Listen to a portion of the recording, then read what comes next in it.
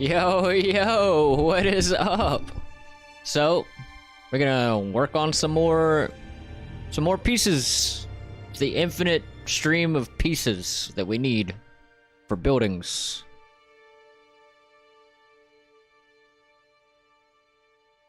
So, hydrate. I shall. What up, Lord Kenny? What up? What up?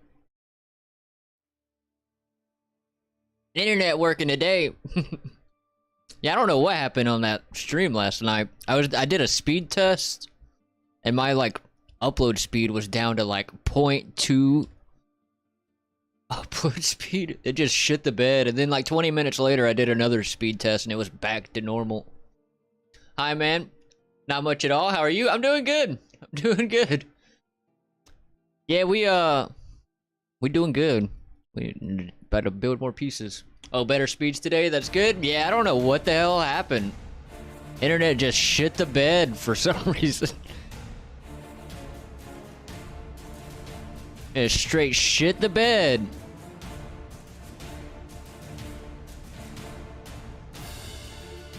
It happens sometimes, yeah. Pretty annoying though. We had a good bit of people in here when it happened.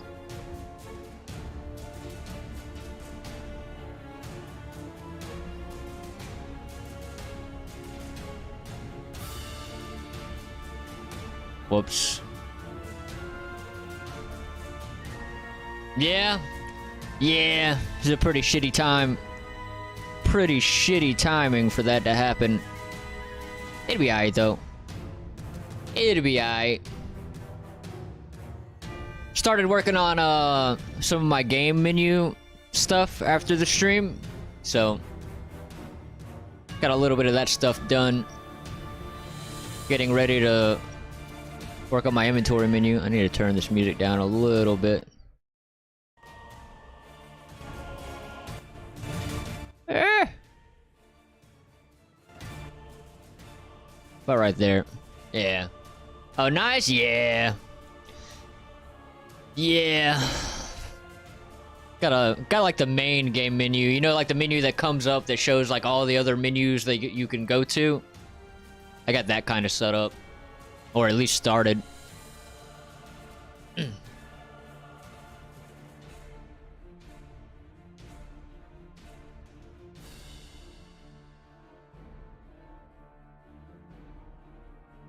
like those menus? Yeah.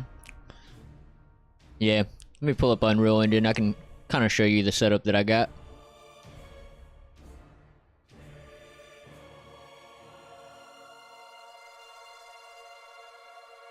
Pull this bad boy up.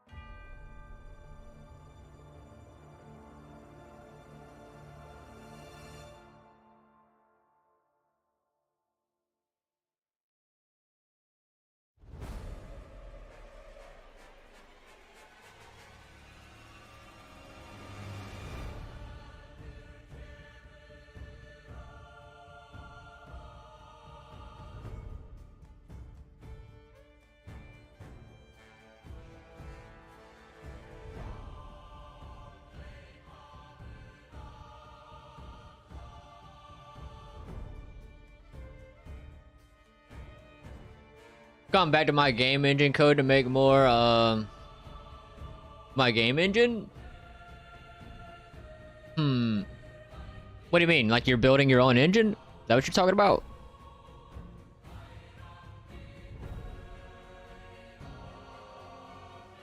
Alright, so yeah. This is kind of what I got. This guy. Yeah, this menu. Started working on this.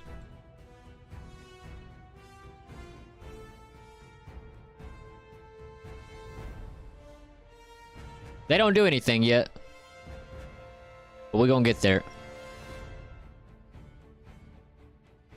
Yeah, I started around last year. I got a lot done, but I pushed it aside for a while to focus more on my game. Yeah, sometimes it gets like that, especially if you work on one project for a really long time. You're like, okay, I need a break. I need to work on something else for a minute. Just kind of hop around different projects.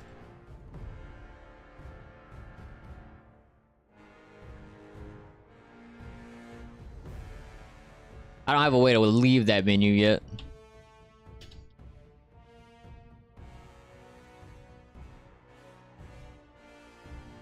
Cool menu, preesh. Yeah, I mean, it's not pretty yet, but this is kind of the layout it's gonna be.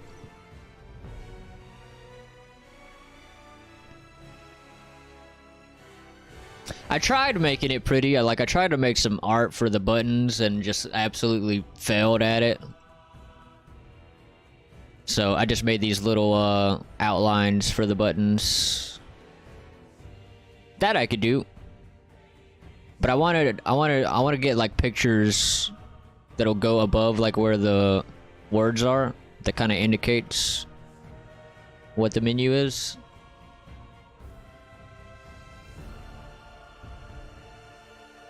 Yeah.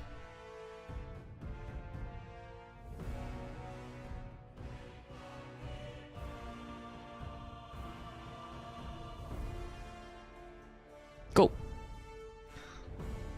Let's set the Y. 0.5.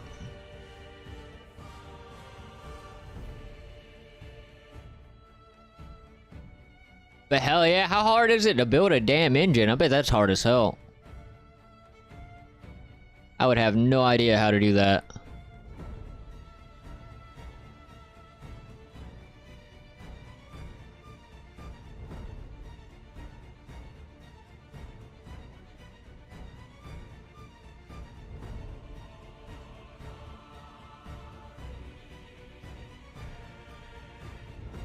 Depends really on how advanced you want the engine to be. How advanced are you trying to make it? You trying to build the next Unreal Engine? That'd be hard as hell. I've seen creation, model loading, etc. done already. Hell yeah. No, yeah. Yeah, I'd imagine not.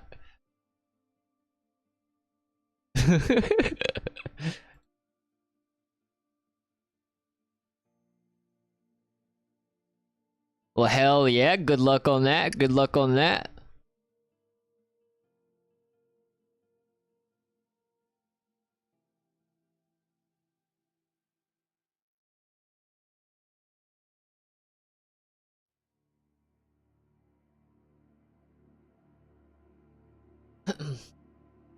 Wanted to be an engine similar to Euro 3D and Torque 3D. Something I could perhaps use for some of my own projects. Hell yeah, I haven't heard of either one of those engines. Oh, whoops. But hell yeah. Yeah, something that's just kind of like specified. Small projects, ones where Unreal would most probably be overkill. Yeah, makes sense. Makes sense. Unreal can definitely be overkill for some things. Yeah, hell yeah.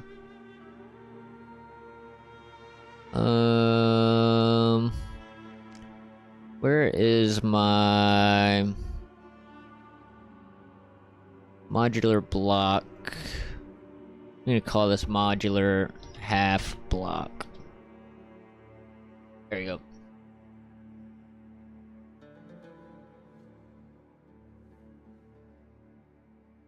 Cool.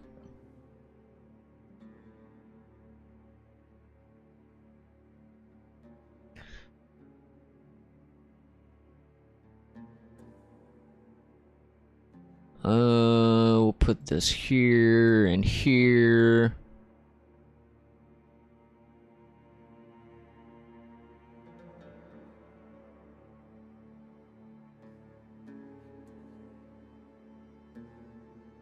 And we need half block right here.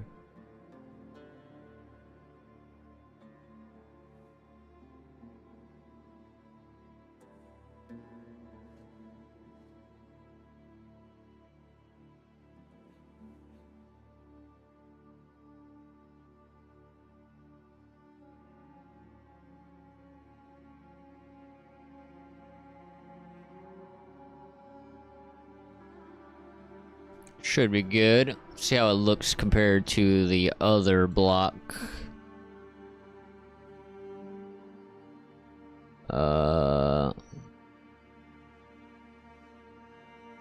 This is a reminder to save your work now, for fuck's sake. I shall. Let's do a save. Save all. Savesies. And let's do a save in Blender. Save. There we go. We're all saved up. Now I got an itchy eye. There you go. No work will be lost unless the project gets corrupted. Somehow.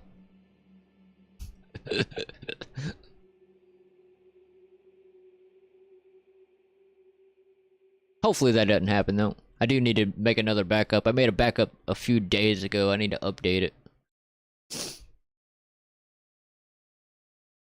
I won't allow your hard work to lose itself. We can try. We can only try. Oh, I put that in the wrong folder. That's why. Let me move that guy over there.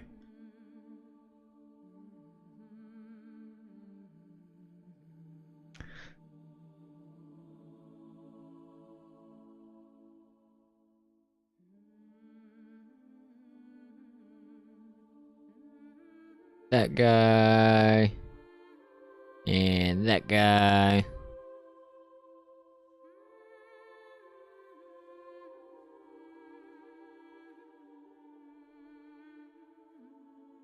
Should be okay.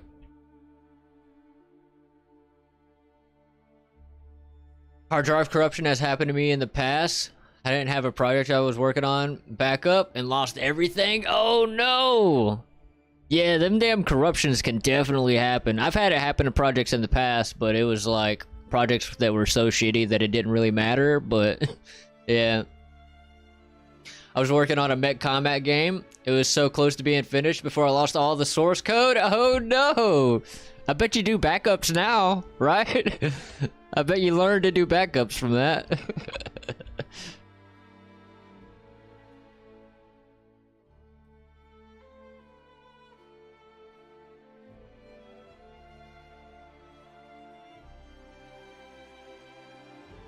Damn, this sucks. So did you just like stop making the game after that?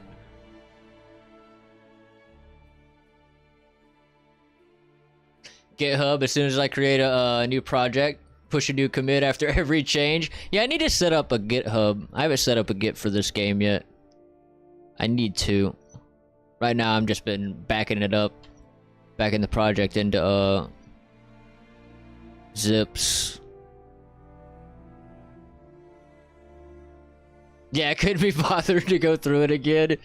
Yeah, especially when it was just about done. Hell nah. Hell nah.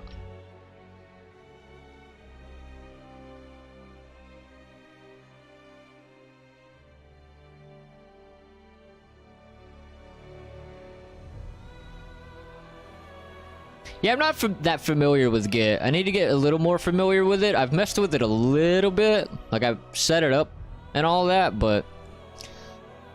yeah, I need to get more familiar with it. I had everything in there. The mech, character, abilities, AI enemies, a crafting table, so much stuff. And it was all just gone. In the blink of an eye. Just gone forever. Yeah. I mean, I bet it would have been not near as long to set it up. Especially if you still had, like, a lot of the models and stuff. Like, the code would have been hard to set up again, but... all the other stuff would have probably been pretty damn quick to reset up.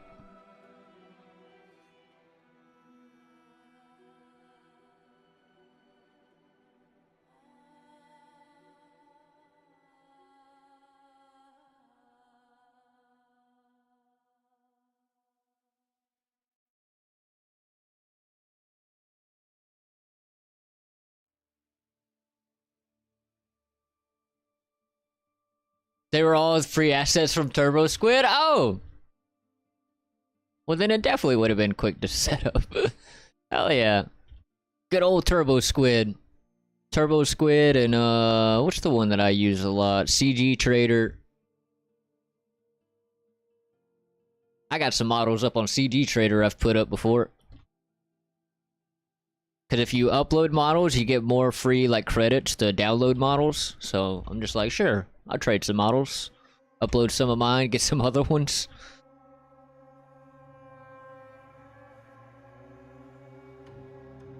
Nice. Casey, yo, what's up, Casey? What you got going on? What up, what up? Nice, nice indeed. Yeah, I'm gonna try to make all my models from scratch for this, though. Other than, like, maybe a few packs. But yeah, probably won't grab anything from Turbo Squid and stuff like that. I think CG Trader, for the most part, if you put your stuff up there for, like, royalty-free, it'll show you if it's royalty-free, and you can use that stuff. But I'm always still kind of like, I mean, who really knows what's gonna happen if I try to use this, you know?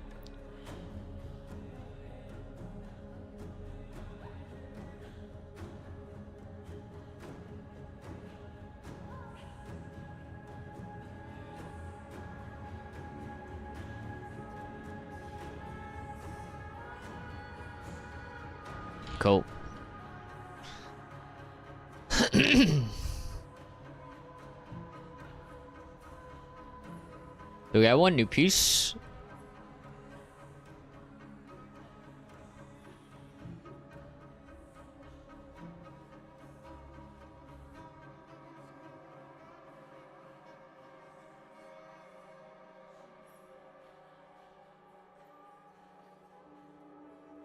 So let's make another one of these, but halved.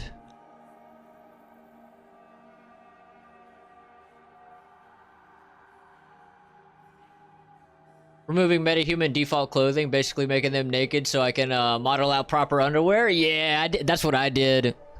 That is so annoying that they made the underwear a part of the texture. So you have to, like, the way I got rid of the underwear was I took it into Photoshop and clone stamped it away. And it was it's still not perfect. It was hard to get it clone stamped out.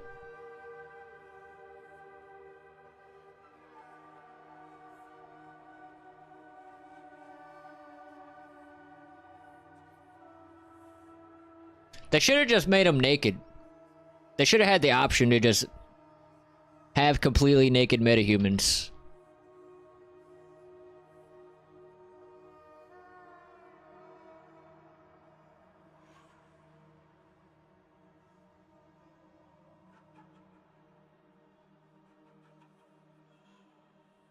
I have done that. Like, if you look at the, I don't have the texture. Actually, I might have the texture for it in here, so I might need to be careful pulling this metahuman up. But I gave one of my metahumans tits in here somewhere. I gave her nipples and everything. Where's she at?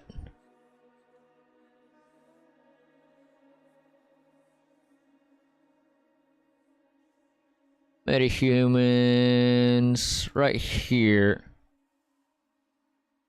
Yeah, this lady. Right now she has her actual underwear texture on, so. But oh, not that one, actually. I need to go into my AI folder. This is the normal one, just so you can just compare. I'm gonna leave it out. Then I'm gonna pull in the one where I scaled her boobs up.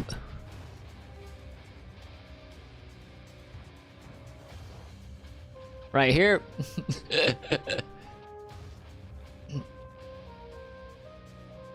Yeah, they really should have, just a nude model by default would make it so much more versatile. I agree. Yeah, it kind of makes it a bitch and a half trying to do other stuff to it and come out janky and stuff. Yeah. This is the one, I scaled her boobs up, but she still has the texture on. But you can kind of see I made nips. This is the original version. This is the scaled up boob version. Yeah, I did as well. Hell yeah. Hell yeah. Yeah, you gotta scale them bad boys up. Look how small they are on the normal metahuman.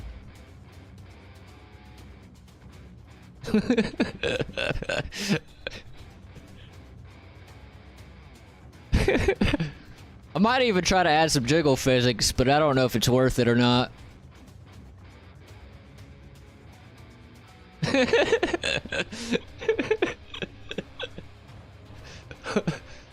Lord Kenny's like, hell yeah. Could scale the booty up too if I wanted to. I don't know if it's worth it though. Yeah, bitch! Hell yeah.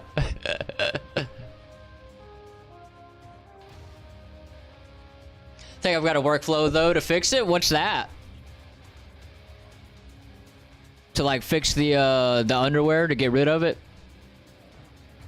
I mean, it's mostly just the textures. All I did for it was I just went in, I created a new mask texture, I clone stamped out the underwear on the skin texture, and I created I took the metahuman into Quixel Mixer and then used that, and that generated new normal maps and stuff.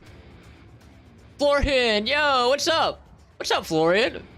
Jiggle physics? Well, yep. Oh, are you talking about jiggle physics? Yeah, I'm thinking about doing jiggle physics. It could be cool. It could be cool.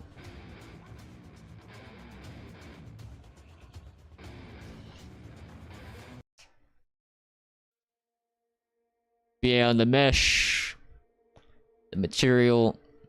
Yeah, I just took this texture. Is this the clone step version? Yeah, the underwear that you see right here, I just clone stamped all of that out. And then on the normal, I generated a new normal map for it. And then on the mask, where is that one? Oh yeah, the mask right here. Just basically like paint bucketed out the underwear on there.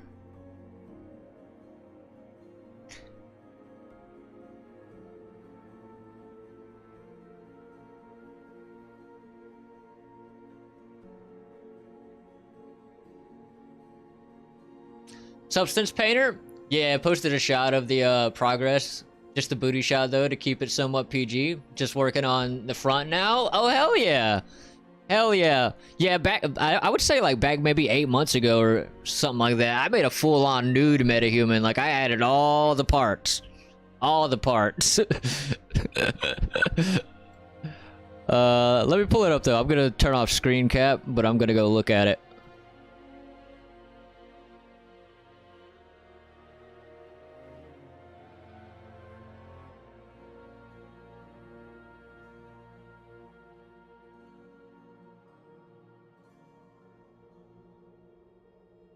Hell yeah.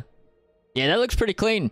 Yeah, it's hard to get rid of that line, right? Like you could see the line where the underwear was. That's like the hardest thing to get rid of.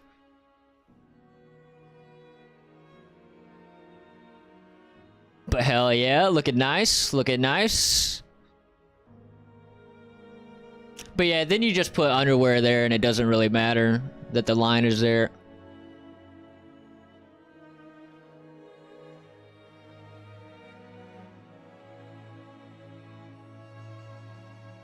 But hell yeah, looking good.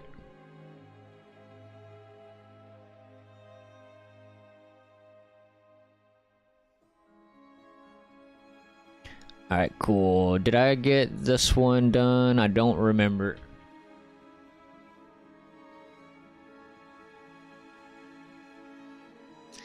As am I. You need to know where everything is when making the clothing. Yeah. Yeah, true that. True that. Hell yeah, I need Substance Painter. Substance Painter is pretty pricey though. It's like what, $50 a month? If you do it monthly, I believe. Probably about to go back to work though, so I'm definitely gonna snag a few new things when I do. I'm gonna go talk to my old job tonight. Sometime later in the night and see about going back. So maybe I'll be back to work soon. I can get some of this cool stuff like Substance Painter. And what were you talking about? ZBrush.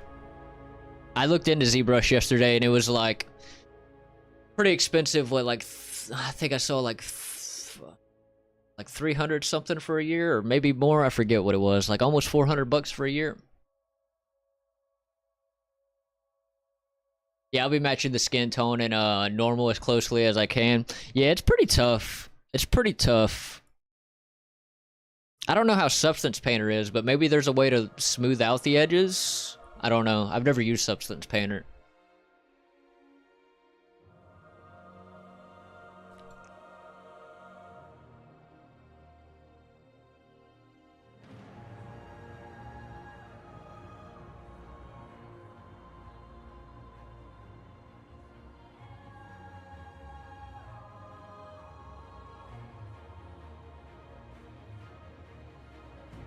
Okay, so I need this one. Oh, we got friggin' ads. The ads have come to ruin the day.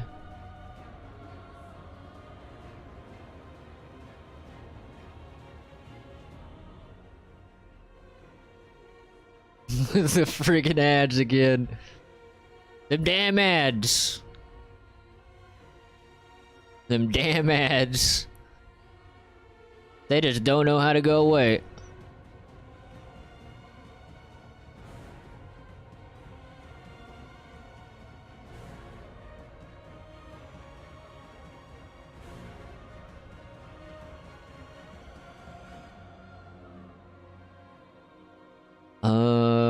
Where's the ramp?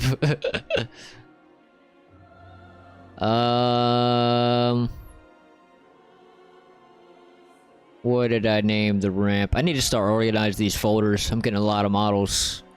Modular ramp 1. We're gonna call this modular half ramp 1. There we go. The ads are gone. Cool.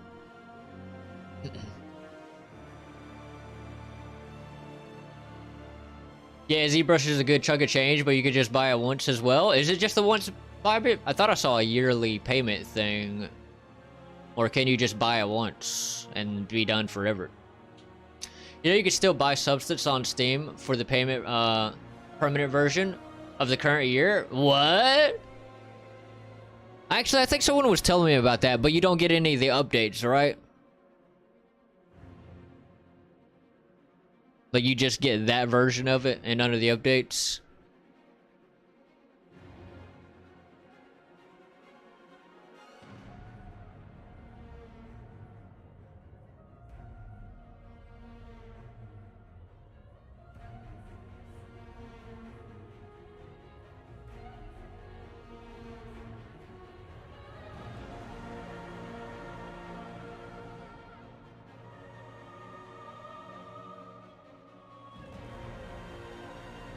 Then it was just to get updates.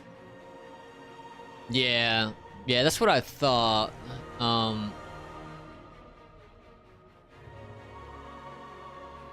Still just buy once. You could just buy once. Okay. Are the updates worth it?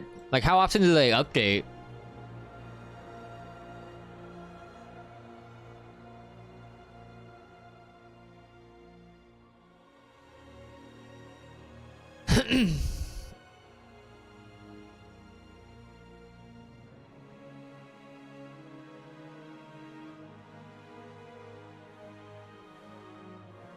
Alright, after I get this model in here, I gotta organize this folder. Too many damn models in here to find what the hell I'm looking for now.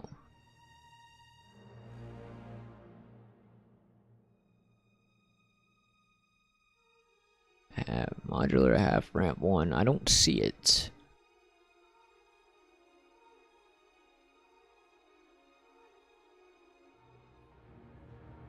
Half ramp 1, there it is.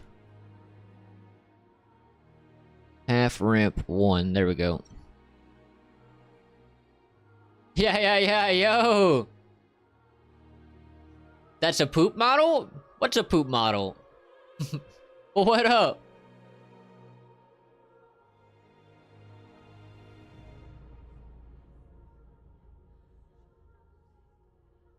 I believe you get maintenance for a year and then it stops. Oh, when you buy the when you just do the one-time payment thing?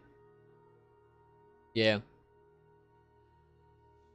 That's correct. You get the updates only during that year. I suggest to wait until they release 2024 version. Yep. Still 2023, I believe. Oh, nice. Nice. Yeah, I'll just wait on that then.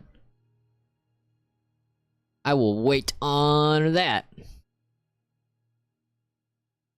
My main goal right now, though, is a new PC. Like, before I really start trying to buy a bunch of, like, softwares and stuff, or, you know, really start putting some payments on software or anything like that, I really need to upgrade my PC.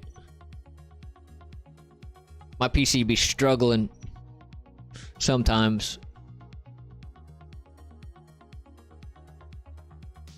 So you could do without the updates.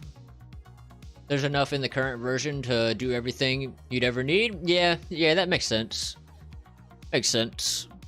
Yeah, I could always just change to the updated version later if I wanted to, right? Yeah. It's a lottery with the updates. Sometimes features are huge, sometimes not. Yeah, it makes sense. ZBrush pay model? Oh, I thought you were talking about like a literal model. I gotcha. I gotcha. Yeah. Gloria, you use ZBrush as well, right? Did you see the stuff that Casey was showing us yesterday in the stream? If you didn't, I highly recommend you check out that stream we did yesterday.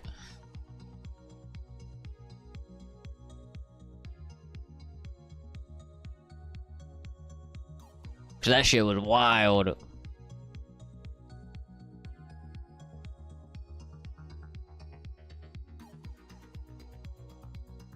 I'll tell you straight up, you will need a good graphics card and you will need a good amount of RAM. Yeah, so it seems like PC upgrade will be the main thing I need to worry about first. Yeah, that's my main goal right now. So basically anything I get through YouTube and Twitch right now, it's all going towards a new PC. And when I start working, I'm going to start putting some money back for a new PC. I definitely would just want to go ahead and try to get the best of the best that I can get. So that way I don't have to worry about upgrades for a while. Because right now, my PC isn't great. Right now, all I have for GPU is a 1660 Super, and I have 32 gigs of RAM. Which is definitely not cutting it for the type of stuff that I'm working on. Yeah.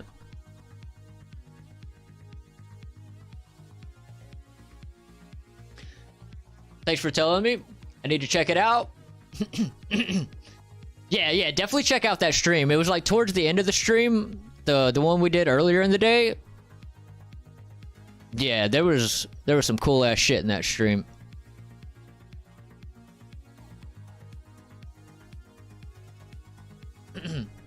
That's 16 gigabytes more than me.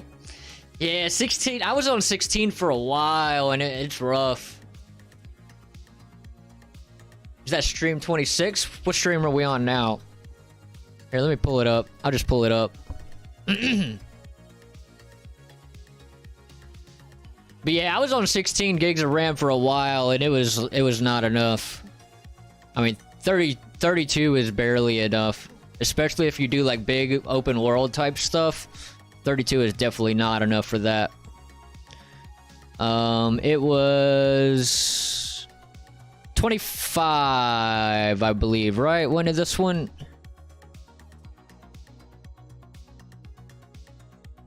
Yeah, 25. This one right here.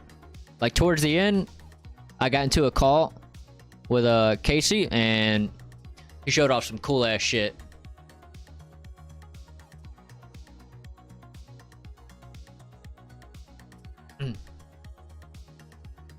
Sounds good. I recently had to build a new rig for top of the line. You'd be looking at 5K-ish. So, damn, Blender popped in and I couldn't see anymore. So just to get the Sticker shot, shock out of the way. Oh yeah, I've already looked into the price of what it's about gonna be. But tax write-off? Yeah, you could write it off on your taxes, right? I guess technically if you're like doing this stuff for work. I mean, I haven't made any money on this kind of work, so I don't know if I could write it off as a tax thing. Could I? If I haven't made any money from it? Although I guess I could with doing it as YouTube. Does that count? Maybe? But I don't know. With YouTube, you normally have to pay into. I don't know. I don't know how the taxes are gonna work on that. The music stopped. Why you stop?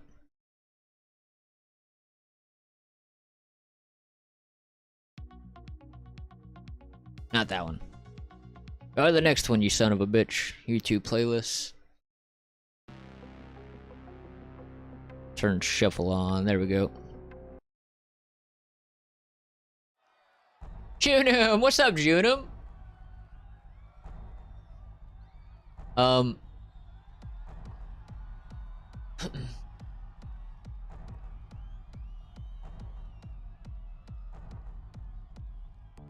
I have a friend who on his PC has a Ryzen 5950X, 128 gigabytes of RAM, and a 4090 and Unreal. Still weighs a lot on his RAM.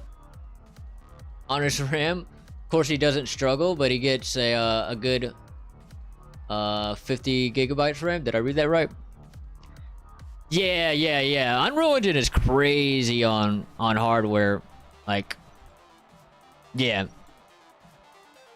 I don't know if I'll immediately hop into getting something like maybe that boosted, but I definitely want to get something with like a 4090 and probably at least 64 gigs of RAM. I mean, it probably wouldn't be bad to have more than 64, but probably as a starting point and then upgrade it more later.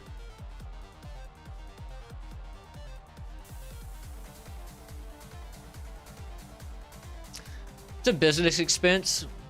You could claim it as a loss. Nice. Yeah, hopefully. Yeah, it is technically a business expense. I'm trying to get one that crazy or that, you know, expensive for this business. So yeah, makes sense. Jesse, what's up, Jesse? Hey, how are you? How's it going? It's going good. We're talking about upgrading PCs and stuff like that right now. But yeah, definitely ask a CPA. What's a CPA? What's that? And I'm here with a 2070 Super, 16 gigabytes of RAM, trying to create my entire game. Hey, I'm pretty much the same. Mine's just the 1660 Super, but I got at least 32 gigs of RAM, so that helps. But still, yeah, it's not enough.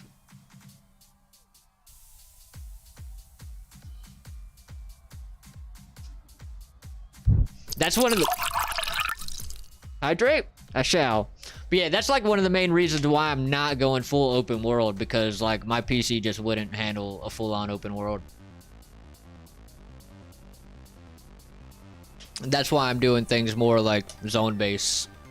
I mean, I could probably still work on an open world if I wanted to. I would just have to be careful about like keeping large chunks of the map loaded in. I would have to work on tiny... I mean, that's generally how you would do it anyways, but work on, like, tiny little chunks at a time.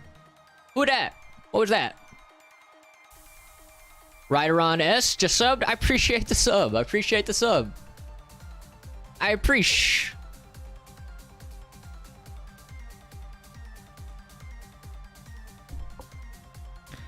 Okay, let's start. Did I get that ramp in? Yeah. There we go.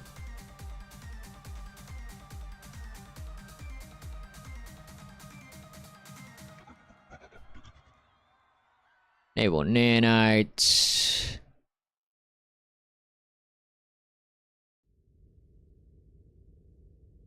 My CPU is i7-3770, a CPU of 12 years ago, but it's working. Hey, if it works, it works. It works. Yeah, mine's a BH74, something like that. I forget what the hell it's called, but it's not amazing. My PC's getting kind of old now. I've had it for probably about 3 years or so now, maybe more. A certified tax professional, someone that will take all responsibility for filing your taxes. Oh, okay, okay. Yeah, I normally do my taxes on TurboTax every year.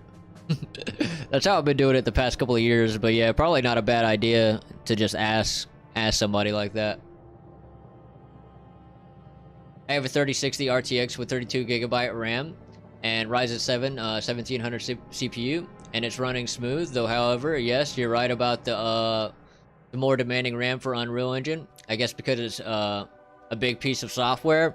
Yeah, I've heard like 64 is kind of the real minimum like that you would want. I mean, they say, what do they say on the website? Something like 16, but like from what I've heard, it's really more like 64. But yeah.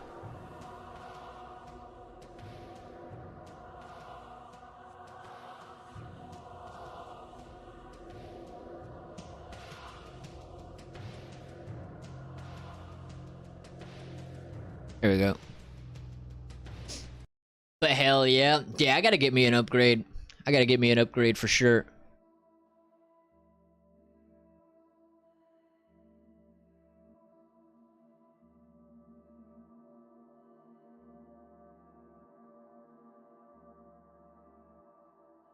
I say 32GB minimum, 64GB recommended. Yeah, you're probably not wrong. 16 is definitely not enough. Like, I know when I was running on 16, if I made like a map that was just like, I don't know, like, if it had like more than 1,000 actors in it, or 1,000 instances of something in it, it would start to crash like pretty frequently. Pretty damn frequently.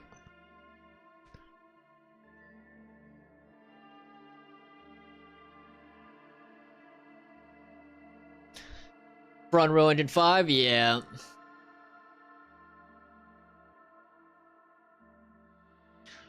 Ryzen Threadripper, NVIDIA GeForce 4090 and 128 gigs of RAM. That's what I'm sporting. So far, it's allowed me to do everything I need to do professionally. Yeah, that sounds about like what I would want to do. Like, I think I would probably start out with 64 gigs of RAM and then upgrade later. But yeah, that's about kind of like what the stuff I'm looking at. I can tell with my 16 gigabytes of RAMs. Yeah, do you get a lot of crashes? I know I definitely got a lot of crashes. I mean, I still get crashes at 32, but yeah.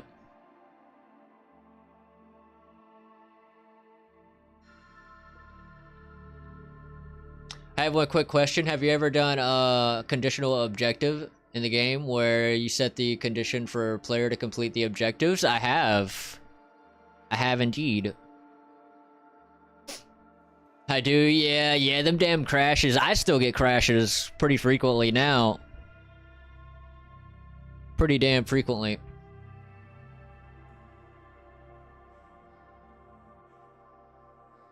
Let's check this bad boy out. We got our little half ramp. We're gonna ride our bikes on it.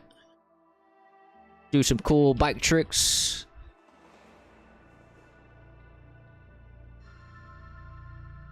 What if instead we, instead of making a mount, we just add skateboards and bikes in the game? Make it a skater RPG. Just make it make no sense. Make it medieval fantasy with bikes and skateboards and... That'd be cool, right?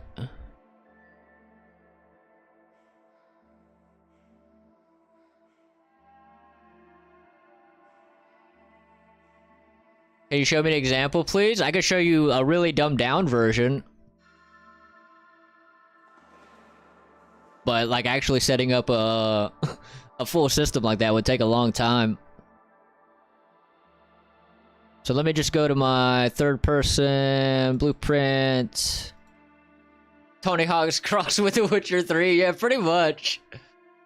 Pretty much.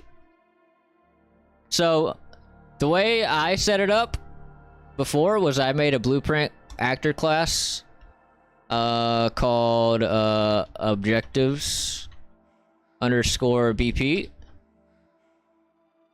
And I made this. I made a box collision. And then when you cross over this box, it starts the objective 1 as a variable called objective 1. And just make that a string. And we're going to also add a variable called objective 1 complete as a boolean. Like that. And then on this box collision, on component begin overlap, we're gonna cast to third person, cast a BP third person character, and we're gonna hook that up, hook the other actor into the object, and when we hop over it, we're gonna set objective 1 to be complete, and let's make a new variable called objective 2. We're gonna make that a string. And then we're gonna set objective 2. So objective 1, let's just call it on begin play, let's set the objective 1. And we're just gonna say cross the box. That's our objective 1. Or let me just copy that. Cross the box. That's our first objective. And in this box, I'm gonna set it to be not hidden in game, so I can see it. And then when we cross the box, objective 1 is going to be complete, and we're going to set our next objective, which is going to be jump the ramp. Let's jump the ramp. And we're going to print string right here. Print string. And we're going to print this as the string. Then I'm going to plug this in right here. And set that in right there. And I'm gonna pull in my objective BP. Scale this bad boy up. And that should work. Let's see. So, we run into the box. Actually, our begin play didn't print. Why not? Oh, it did. It did print. Cross the box. And we cross the box. Bam! Jump the ramp. Bam! There we go. Yeah, that's kind of how I did it. It's a very, very dumbed down version of it, but that's the general idea. It's also just do once, because we're getting 2 prints right there.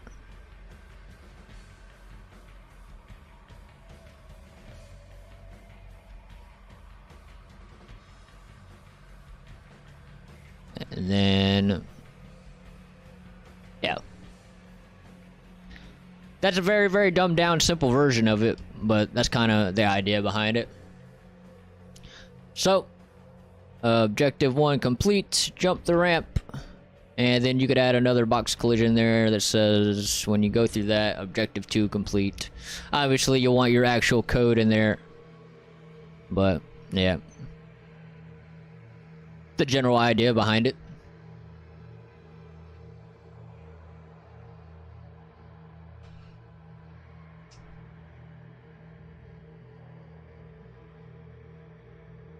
Hell yeah.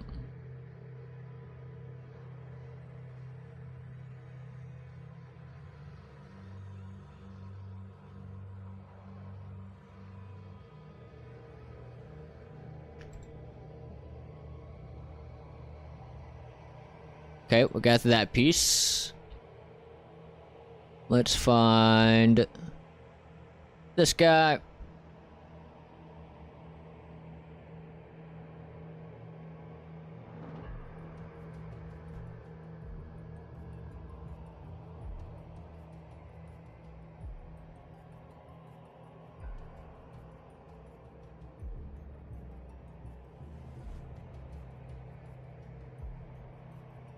Cool.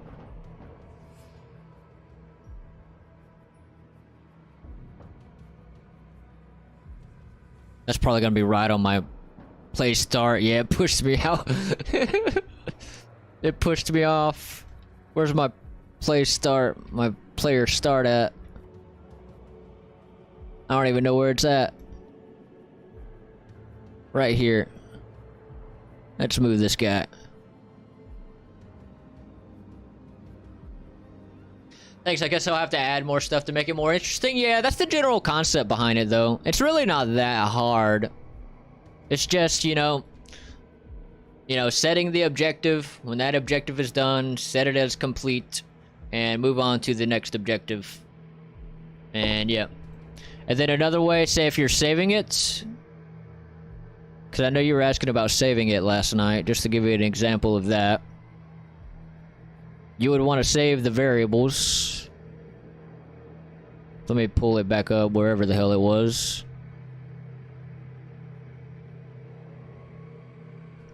Blueprints, objectives. So basically,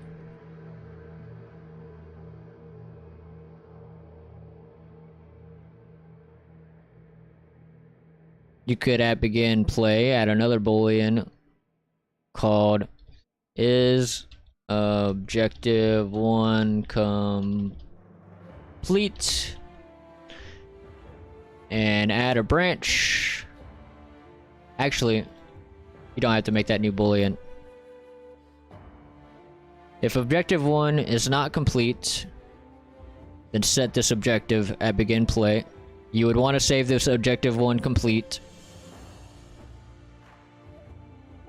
Yeah, kind of like that. And then also right here, instead of a do once, what you could do is add a branch and have the boolean objective 2 complete. So that way, when you complete objective 2, you can add this branch so that this will only fire off if objective 2 is not complete. Yeah, kind of like that.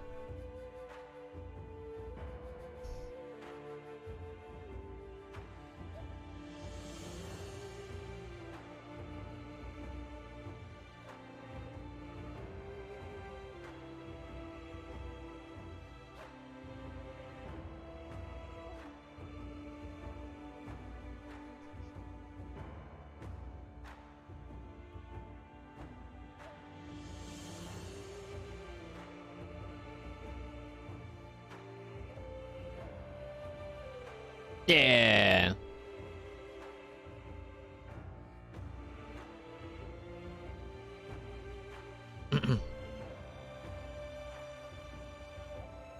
Cool. Let's take out some new pieces. So what else do we need?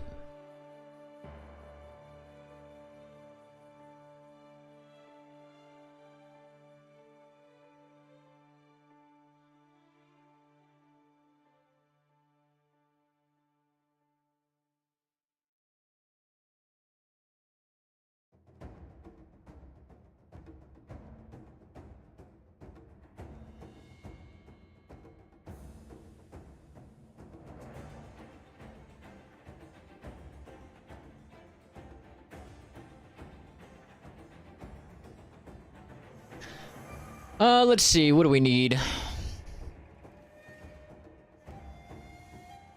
I think we might be mostly done with the pieces we need for our first set.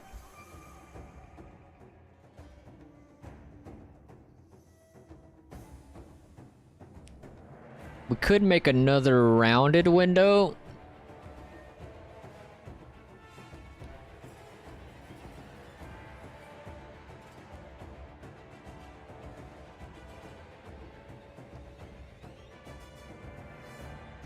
That way we don't only have these boxy windows.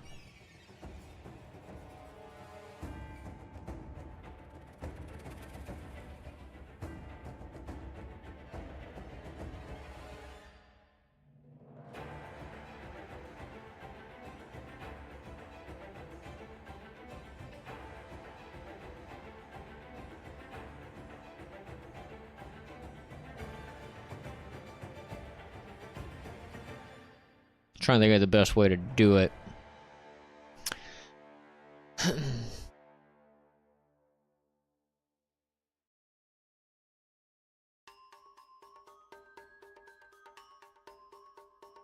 me see what we got.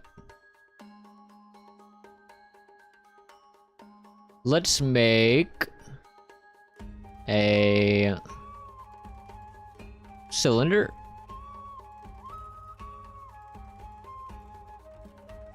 The hard part's gonna be lining this up to the damn box.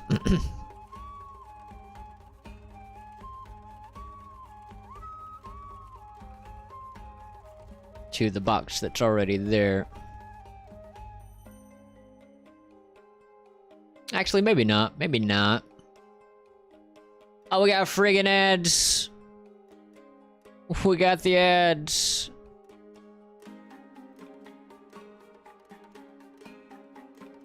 I think it's that one.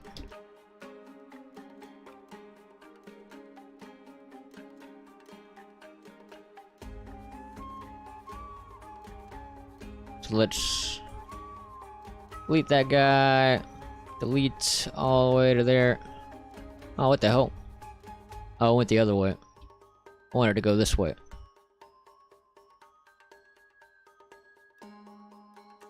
Cool.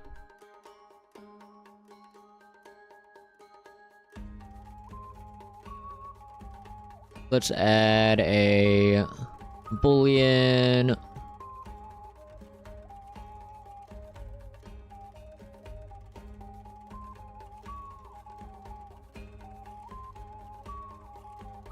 Yeah, I need more that's what I was thinking. Like, it won't do anything without adding subdivisions, right? Oh, that might be the wrong thing.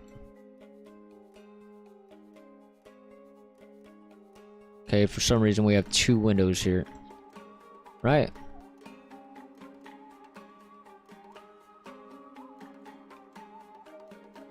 Let me delete that one.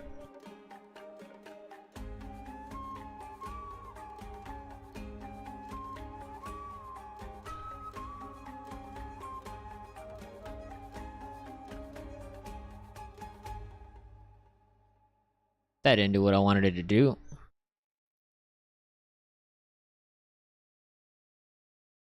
Be back soon. Gotta go somewhere. Hey, you enjoy your travels. I appreciate you hanging out.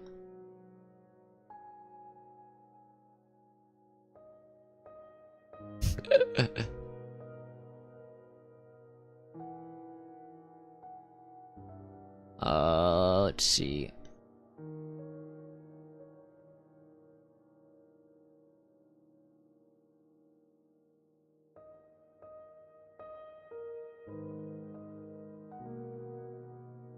I really don't want to add a bunch of subdivision to this. There's got to be a easier way of making this chop out, right? Without adding 1,000,000 subdivides. Whoops, not subdivision, surface.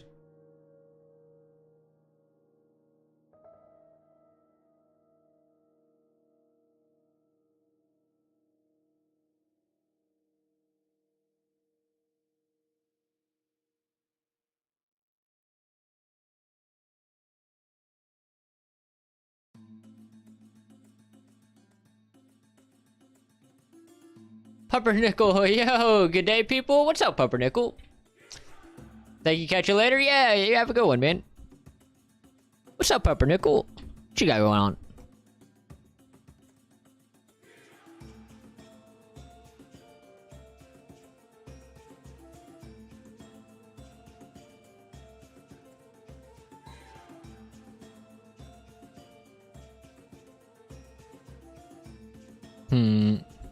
Okay.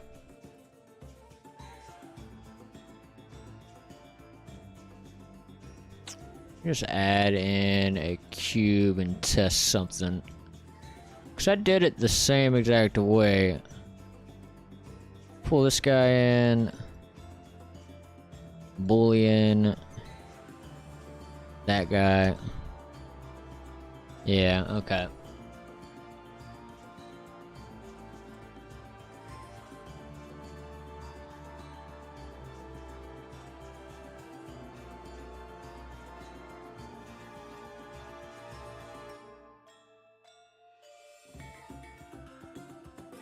Lame. I was outside today. What are you doing outside? What the hell are you doing outside?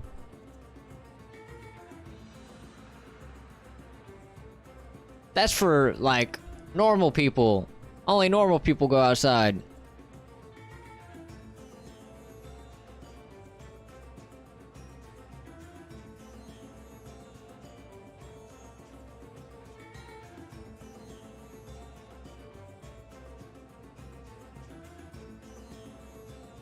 Oh, I guess that's all I needed.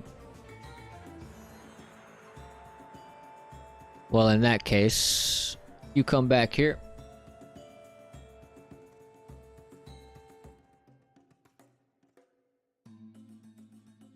Yeah, there we go. There we go. What the hell is outside? I know, right? What the hell is outside? I heard that was like a mystical land or something. I heard that place wasn't even real. I was shopping with a friend. It was an Asian shop. Oh, nice. Did you get anything?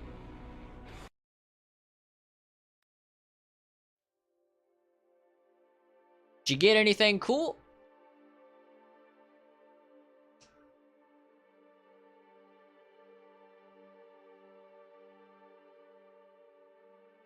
I got a Nami iced tea from one place. Oh, hell yeah.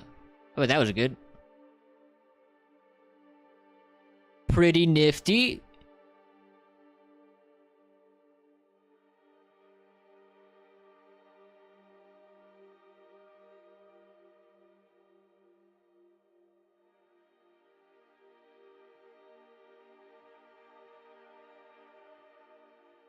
She would snap with the scale.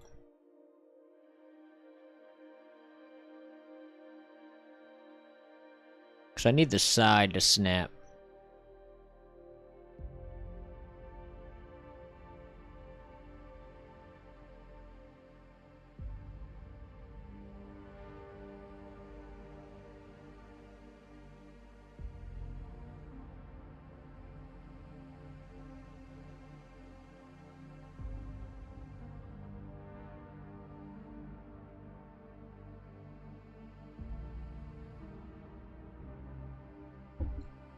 You mean pretty busty? What was busty about it?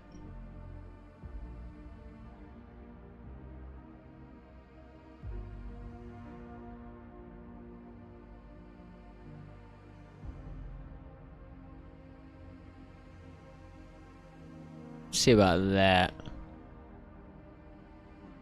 It's not too bad. Not too bad.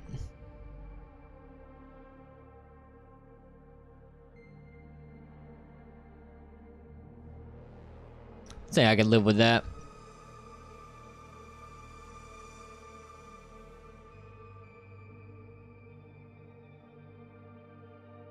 It was pretty cool, Casey. I just checked out that part of the previous stream. Your stuff is great. Yeah, Casey makes some dope, crazy stuff, right? Shit is wild. He gave some really cool tips, too.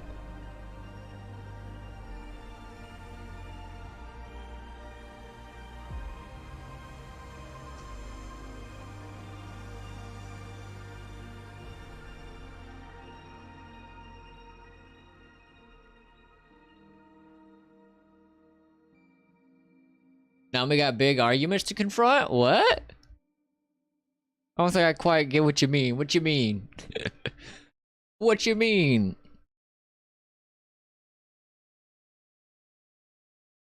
Cool.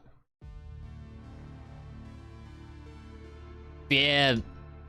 The quality of his damn level design is insane.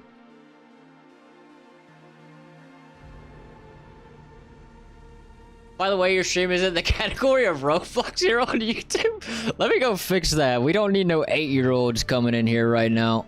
Let me see if I can change that. Thanks, man. Much appreciated. Hell yeah. Why did it go to Roblox? Of all the places, it went to Roblox?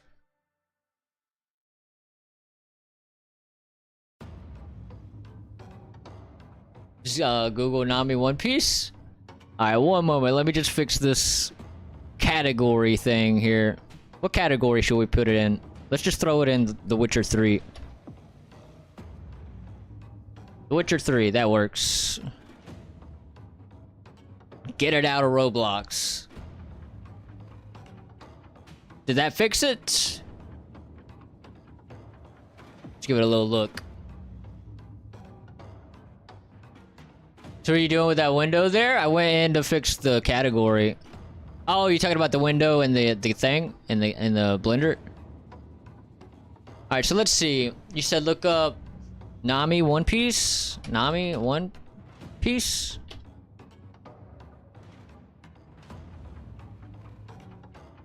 What am I looking for? I see an anime lady.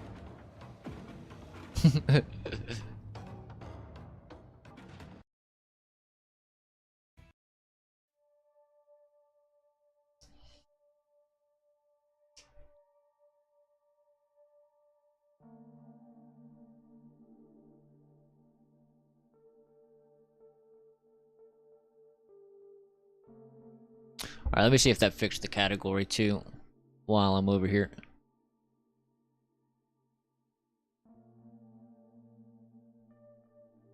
Cool. Looks like it did. Cool.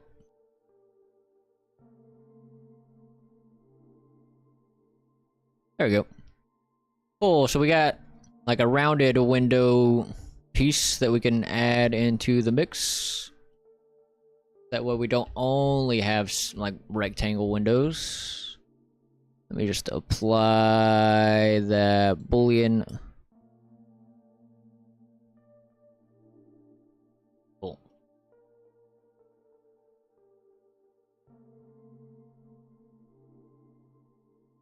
Oh, I did not apply very well. Oh, wait a minute. Maybe it did. Might just be that. Damn it. Yeah, apply that boolean. Okay, there we go. It was the other piece getting in the way. Oh yeah, I said I was gonna organize this stuff too. I need to organize this before I start adding new models. Let me do that. Let's make one building set 1. Then in here. Digital, yo, organization is key. It is key, especially when you start getting a bunch. Because a minute ago, I was trying to find my damn model to bring into Unreal Engine, and I was like, oh god, and there's too many to find it. And they all have similar names.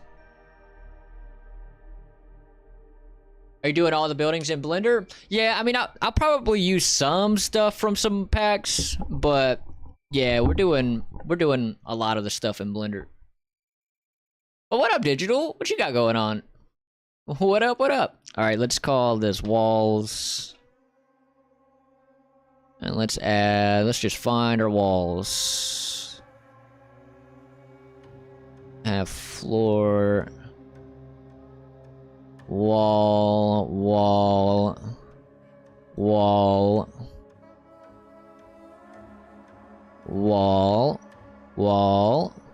This one's to the other.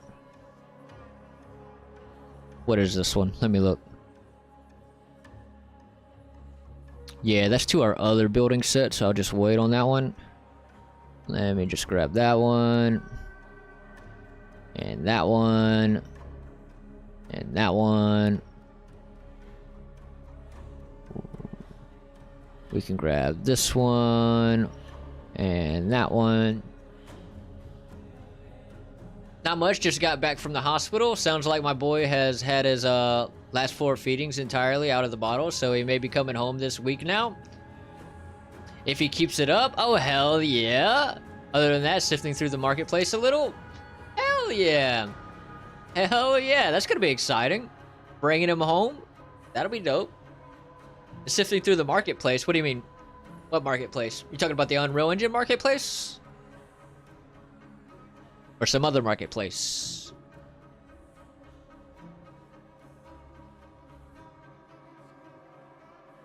Okay, there's our walls, so let's add all our walls into the wall folder.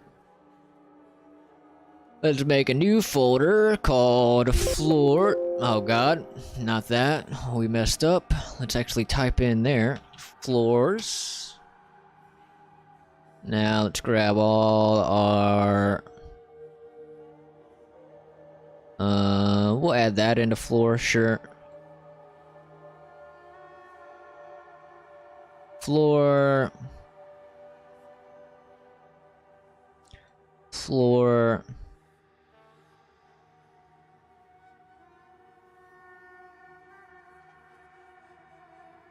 Floor.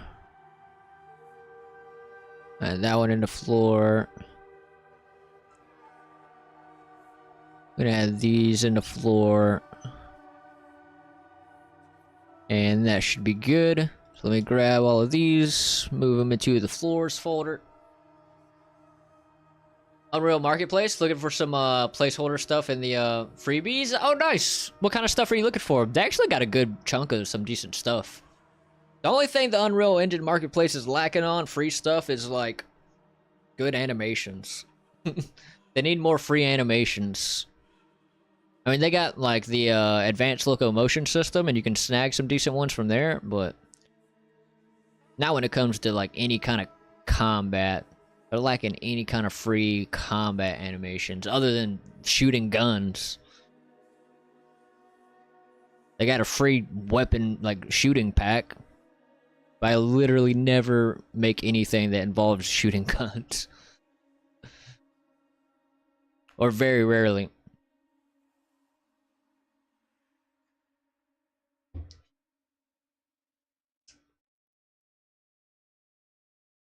Let's make a new...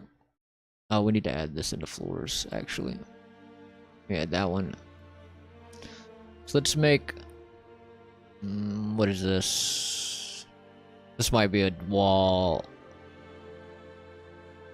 What the hell happened to this one?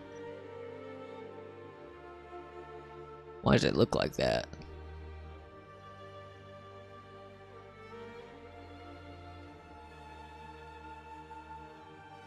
I don't know.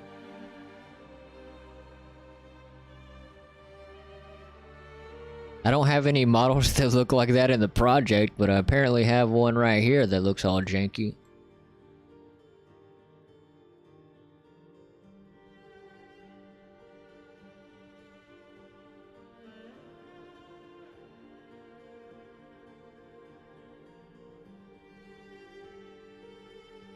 Let's see.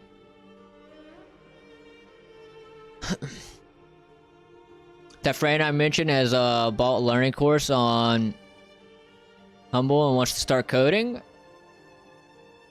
Or did I read that right? Humble? Hell yeah! What kind of coding course did he get?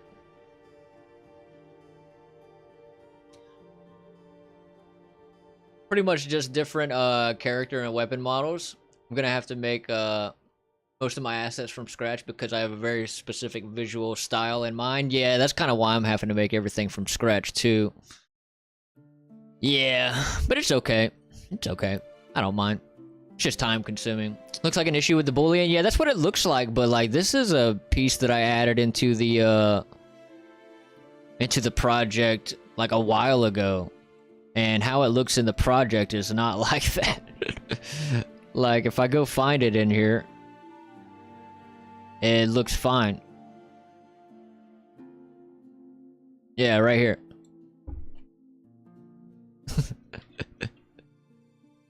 Yeah, we already have it in the project, but for some reason the file is messed up.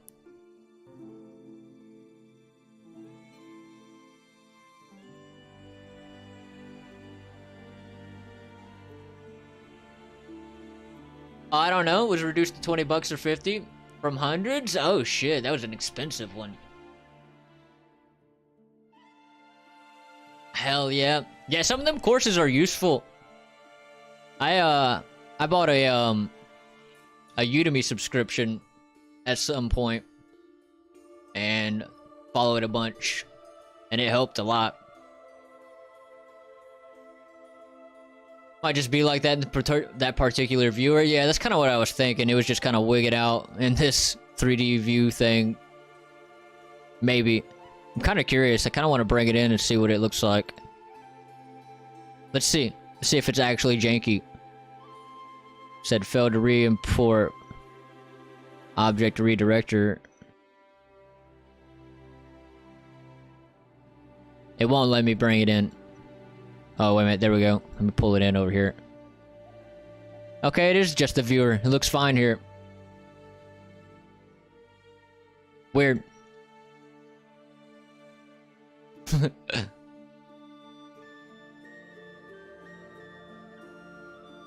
Honestly, Game Dev TV has been an excellent resource for me. Their courses were helpful, and they update them often for older ones. Is that a Udemy thing, or is that a YouTube channel?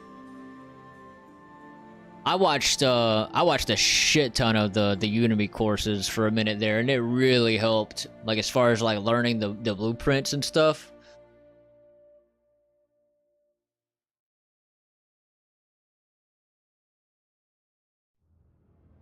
So let's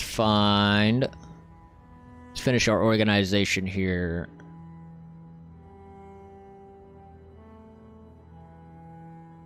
There we go. They have a lot of their courses on Udemy, but they also have their own site you can view as well. Oh, nice! I need to check it out. I feel like I've probably heard of them. Let's look them up. They have a YouTube channel. Their instructor also posts YouTube videos as well. Yeah, I feel like I've heard the name. Game Dev TV. Is it this place? GameDev.tv?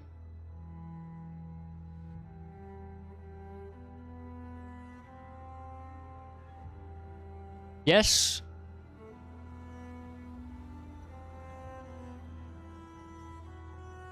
It doesn't seem like I've watched... Well, I'm on this account. I don't know. I could have watched them on my other account. I don't know. I don't think I recognize this channel.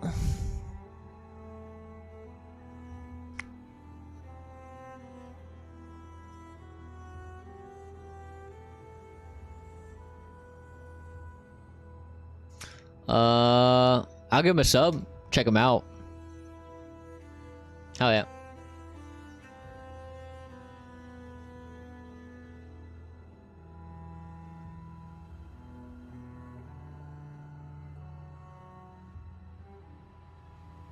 Can anyone relate to buying courses and ending up not working through them really and feeling bad?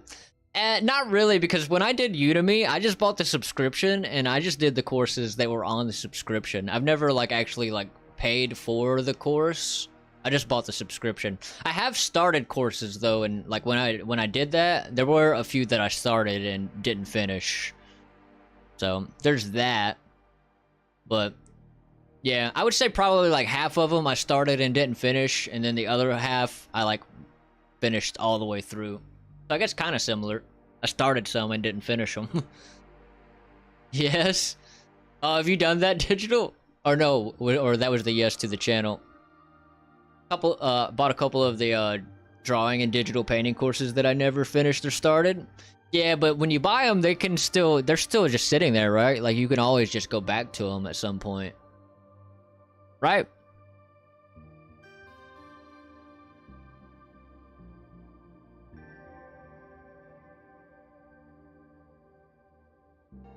Yeah, so they're at least still there. You can always go back to it.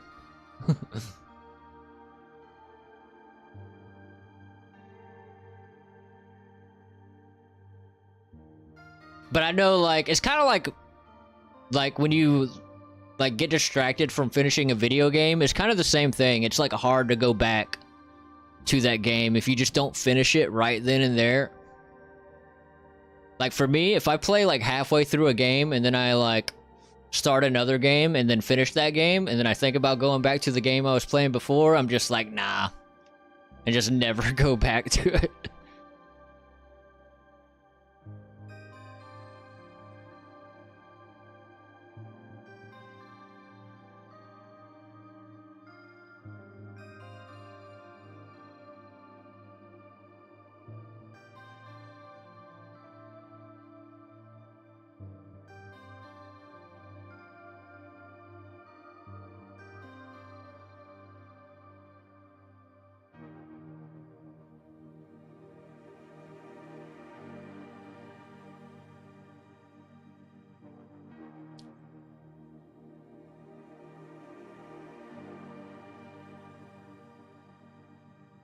Doors.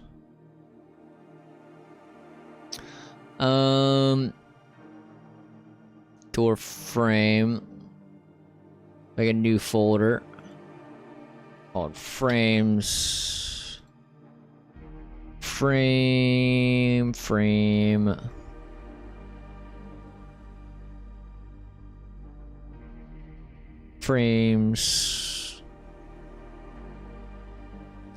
And let's make a new folder called Windows. There we go. Your cam is not focused? Yeah, it does that every now and again. It does that every now and again.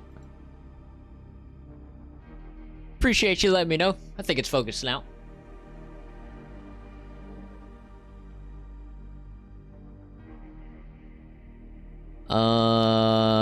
Windows. Cool. I think we're pretty organized up now. There we go. When your camera has ADHD, camera just starts like daydreaming about some other shit. Okay, so now let's get this one in. We could do the same. Well, I guess it doesn't really matter for the door, making a rounded piece, because we have this piece that we could do.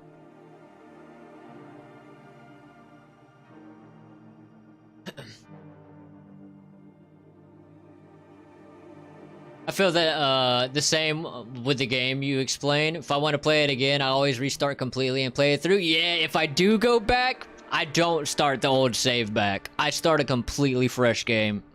Like, going back to the old save, it just doesn't feel right. I don't know why that is. But I have to start a new save if I do decide to go back.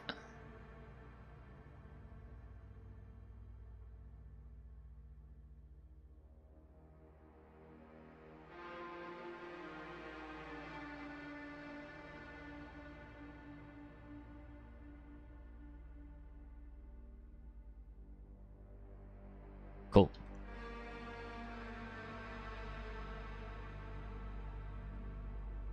Makes that one. Walls. Wall window 1. All window 3. There we go. Actually, UV should still be fine on this, but let me check. Yeah, it looks like they're still set from how they were. Alright.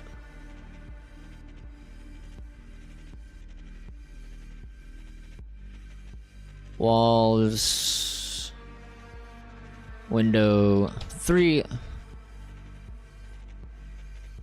Cool.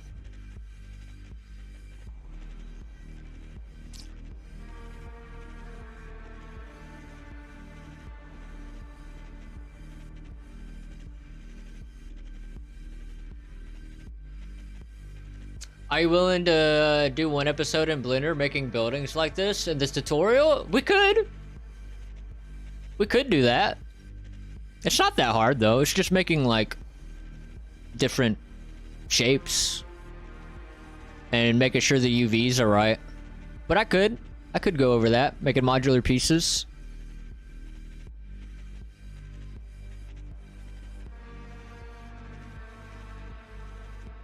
The hard part is making sure the UVs are right. Like, making the shapes are easy, but you want your UVs to be right so that when you line them up together, they don't look weird as hell.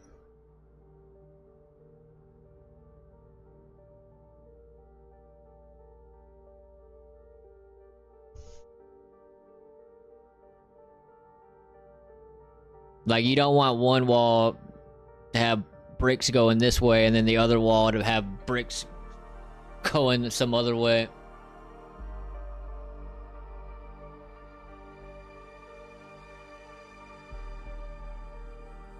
The internet is so cool. An hour ago, somebody from Romania was writing in my Discord DM, sending me funk beats.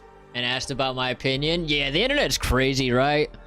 Like, basically the entire world is accessible now because of the internet. Like, you can access people from anywhere in the world. Shit's wild. Vakine, what's up, Vakine? Hi, what's up? What you got going on? We're working on some more pieces. You could actually fix that with... we got friggin' ads. Let me just wait on the damn ads. Wait on the damn ads. It always feels so intrusive. It always feels so intrusive, especially when I'm in the middle of talking and an ad comes.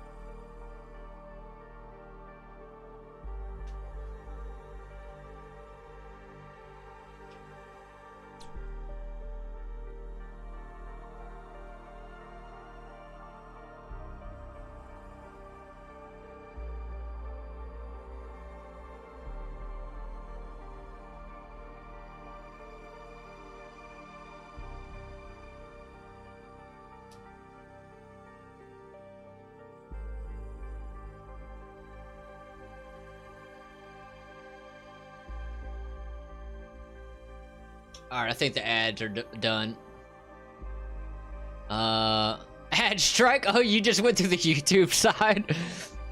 I didn't even notice. I was waiting.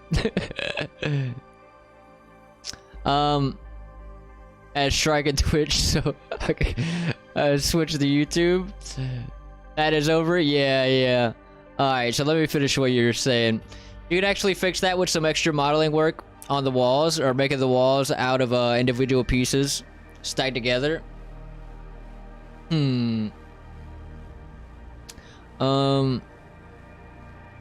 do you mean? Are you talking about the UV thing? Like fixing the UVs? What, are you using your stream for the chat? I use my stream for the YouTube chat, but like, alright, so the way I have my stream set up is I only have one monitor, right, for my PC. So on my PC, that's where I'm doing my work. But I have like my PlayStation hooked up to a TV, and then I have the Twitch app on the PlayStation, and I play my stream through the Twitch app. And on the Twitch app, it gives me a pretty instant like chat of the Twitch chat. But this is why I have my chat window in the stream, so that I can watch the stream and see what YouTube chat is saying. Without this Twitch chat, without this guy right here, without the chat box, I would have no idea what YouTube is saying. And now it went away. Why are you invisible now? I made you visible again. Maybe it just resets the chat. Someone type something. Let's see if it comes back.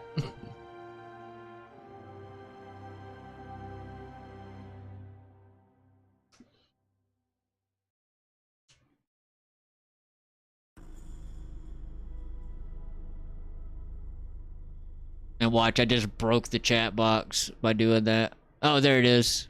There it is. Okay. So yeah, apparently it just resets the chat.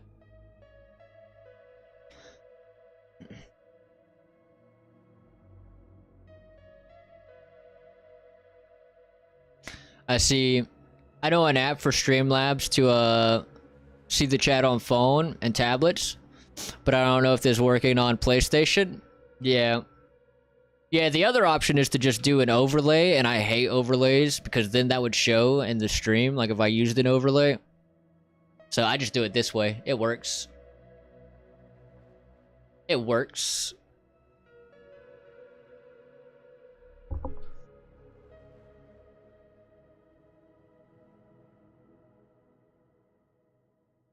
Yeah, for the UVs, if you model in the bricks or some of the details, it's easier to mask the UV. Otherwise, if you model different types of bricks and assemble the walls with the different bricks, then the UV issue is null.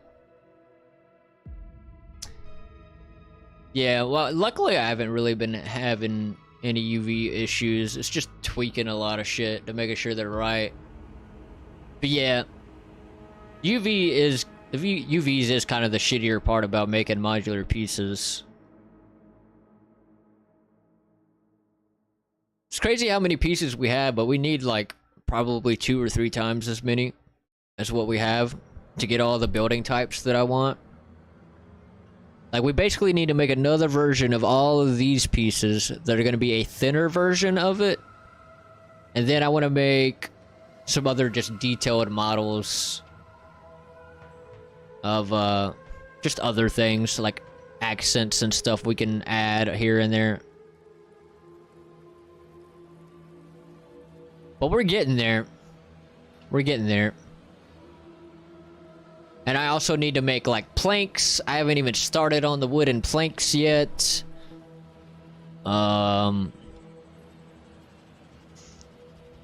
Just other, we need tons of models. That's for sure. Tons and tons of models. Tons and tons of them. We'll probably end up with like over 100 by the time we're actually done and ready to start putting the level together. I think I'm gonna block out the level though before I actually build the buildings. I think I'm gonna make a blocked out version. Like, I think I'm gonna start with the paths first. Like, make the pathing of what the town is gonna be. Like, get all that figured out first. Then I'm gonna block out kind of the locations of things. And then we'll actually start putting the town together. I think that's the way I'm gonna do it.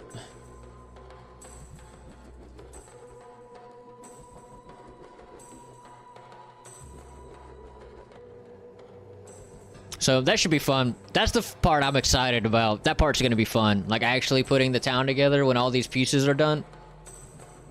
Because that'll be the beginning of actually starting the level. So that'll be cool. Which reminds me, I was kind of wanting to work on the grass. Might do that a little bit here. Just to do something different for a second.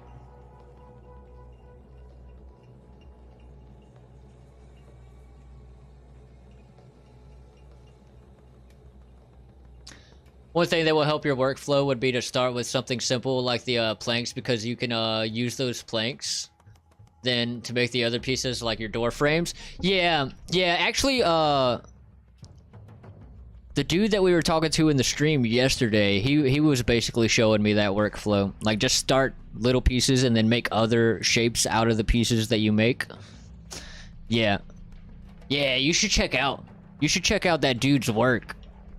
Digital. If you didn't see the stream from yesterday, I'm gonna show you this. I'm gonna show you the one you need to check out at some point. Right here. Stream 25. At the end of this stream, I got into a call with this dude, Casey, who's been subbed to the channel. He's in the Discord and stuff now. But he showed me a lot of his workflow, and just so you could see kind of like some of his levels and stuff. Dude, his artwork is insane. His artwork is crazy.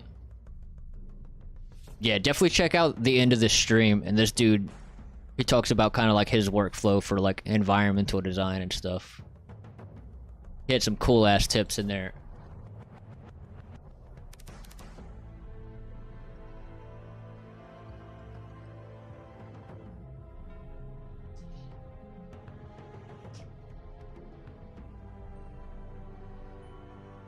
Yeah, that's a big time for everyone working with modular setups. Yeah, we're definitely gonna do that. We're definitely gonna start doing it that way. Like for the door frames. The only thing I'm worried about with the door frames is like I don't really want to, like, I need at least one plank of like different, I need at least the different lengths to fit up properly. And then, because I don't really want to stretch anything in Unreal Engine or scale it, because then the texture is scaled.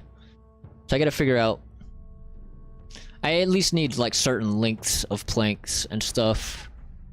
But that's definitely how I'm gonna do it for like when we set up our the planks for our walls and stuff. We're just gonna make different planks of different lengths, and then anything that we put together after that, we'll just merge together in Unreal Engine.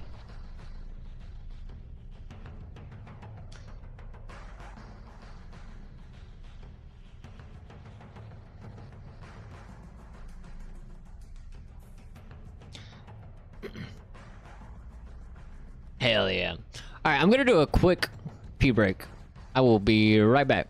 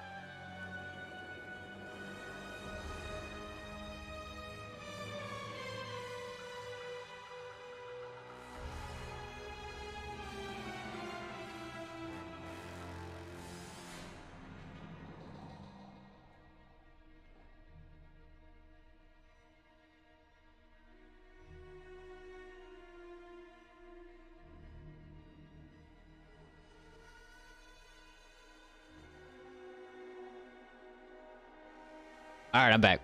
Alright, let me catch up on the chat here. Looks like it's gone up far enough that I need to hop on the YouTube to chat, to check it, to catch up. Let's see.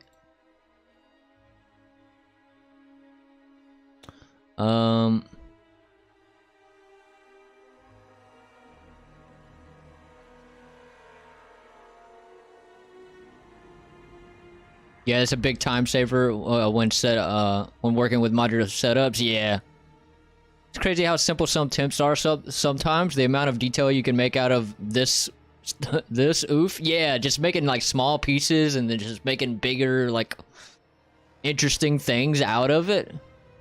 Yeah, definitely gonna start doing my workflow like that. Sometimes I wonder what people could do if they teaming up.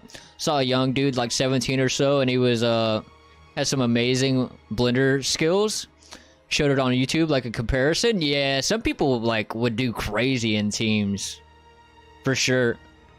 It's easy enough to adjust them within Blender when making the pieces without messing up the texture before moving them into Unreal Engine. Yeah, it's definitely easier to just do that in Blender before taking it to Unreal, instead of trying to stretch it into Unreal. So it's better to just use Blender first. I typically do. Have you seen the videos where they get a group of devs together and they each work on the same project together, but can't communicate as the project as it's passed? Yeah, I remember you talking about that. Yes, and it was so cool to see this. Hell yeah. I still haven't watched it, but hell yeah. I believe it is better to do so, yes, but Unreal has the functionality to make adjustments on the fly as needed. Yeah, it's like what the dude was showing me yesterday, like an Unreal Engine. Like once you bring your pieces in here, you can take it into the modeling tab here and then do even more stuff to it in here. Like the deform, like you can cut holes and stuff. And yeah, he was showing me some cool stuff that you could do after you get it into Unreal Engine with the modeling stuff they have in Unreal Engine.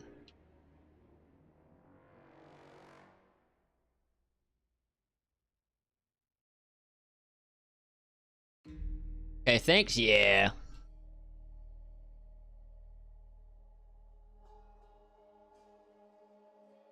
Hell yeah. So what do we need? Did I ever export this window? I don't think I did. Actually, yeah, I did. I just never brought it in. So, walls... Wall 1, window 3. Here we go.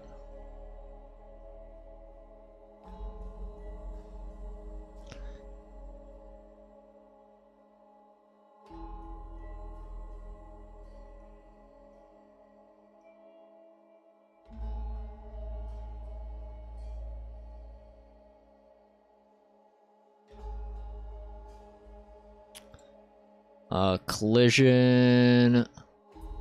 See what auto convex does. Yeah, that's gonna be a no-go. Well, I guess it doesn't really matter. We're not gonna be going through the window. So we could just leave it like that. Honestly, we could probably just add a box simplified and it'd be fine. Because there's gonna be a window there anyways. Yeah, we'll just do that.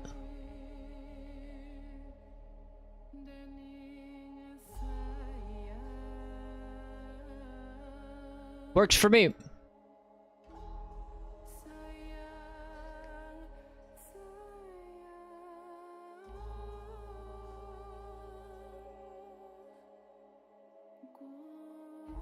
Why is that not lining up? That should perfectly line up. Let's see.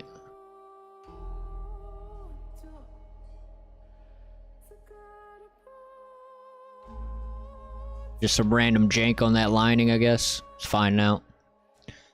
Cool.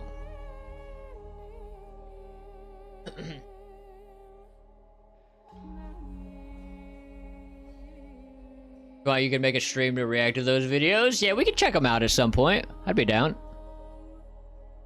I'd be down. Cool, so we got a new window piece. Oh yeah, we set up our physics doors last night. Alright man, I've completed my task for the day. If you want, I can go through the first steps of making the materials. And by the end, you will have your own procedural material to use on all your assets. Let me know if that's something y'all would like. Oh, hell yeah, dude. Absolutely, let's do it. Let's do it. That sounds dope as hell.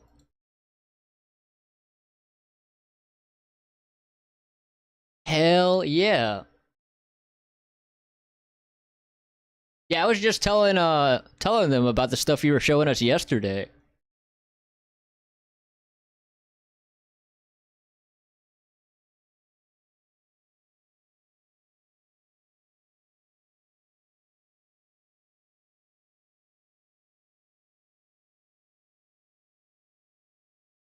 Hell yeah.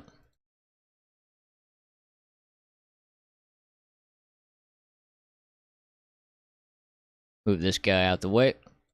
Got us a good chunk of pieces done today. Or in this one. I'll probably be back on later too.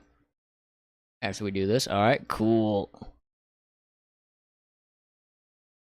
Cool. So you want to just hop in a Discord call like yesterday?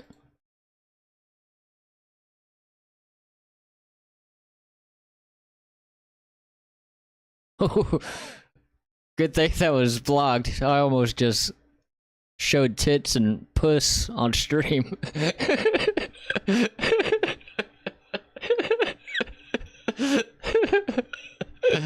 That would have been great. That would have been great. Yo, what's up? What's up? Oh, What up?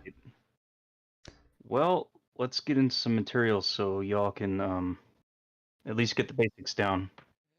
Feel pretty good about it. Hell yeah. Open my project. Yeah, I definitely need to learn some more about materials. It will the main thing why I push materials is it's absolutely going to make your game stand out versus any other thing done in Unreal. Unreal Yeah. has saminess, this Unreal look to everything. Yeah, especially using just mega scans and stuff. Uh-huh. Yeah, so if you got your own materials to kind of tweak the overall look of the game, you can make it stand out. All right, let me go to my library.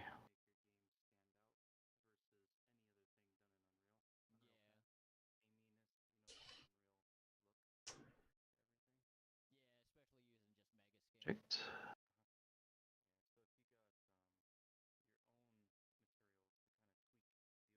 And I'll bring in some mega scans just to since you've already got like a number of mega scan maps to show you how we'll integrate those. Yeah. So the whole method of what I'm doing is it's supposed to keep things highly optimized as well as looking good. That's the whole objective. Yeah, the thing you were showing with like using one material for like a bunch of different objects. Yep. Yeah. Also, it Keeps goes the further instancing into down. that, so we'll do a little bit of gray packing so that people understand what that concept is and how it works. Some best practices. Very But nice. the meat and potatoes, once we get that, is just kind of assembling the material. Yeah. I think you should be able to see my screen. Yeah, I see it. Okay. So first thing, I'm gonna grab mega scans here real quick. I'm just gonna grab a texture.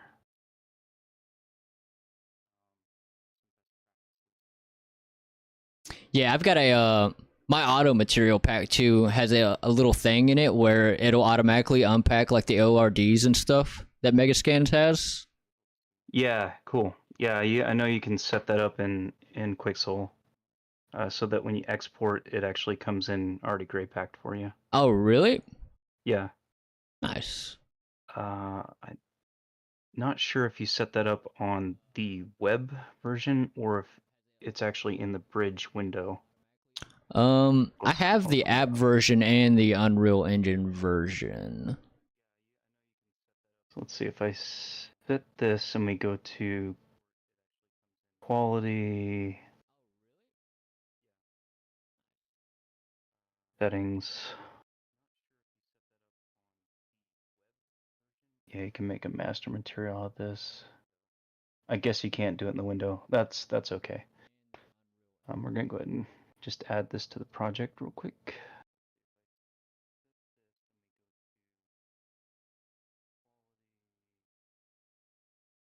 There we go.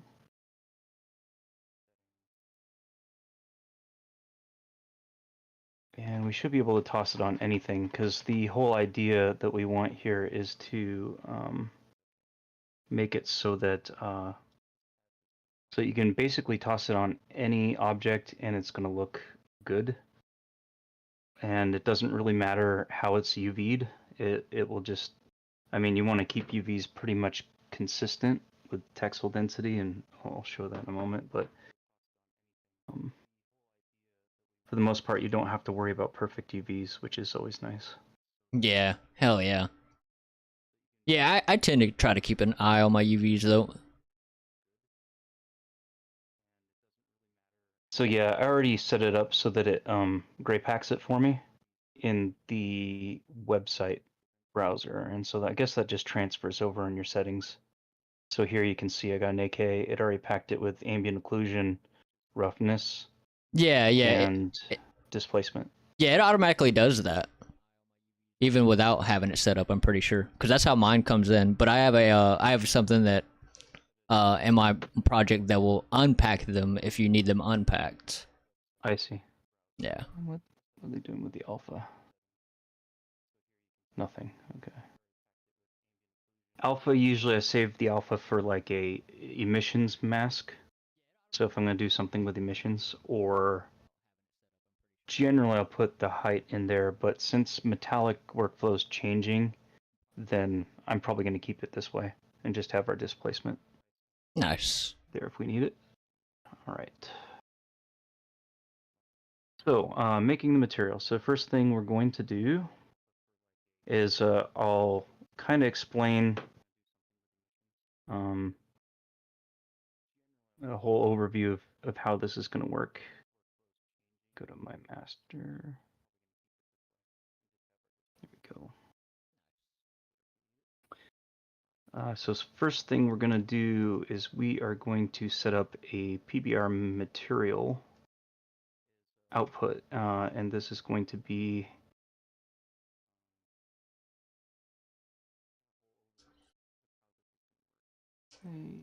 okay. So what I'll do is I'll go to my content folder.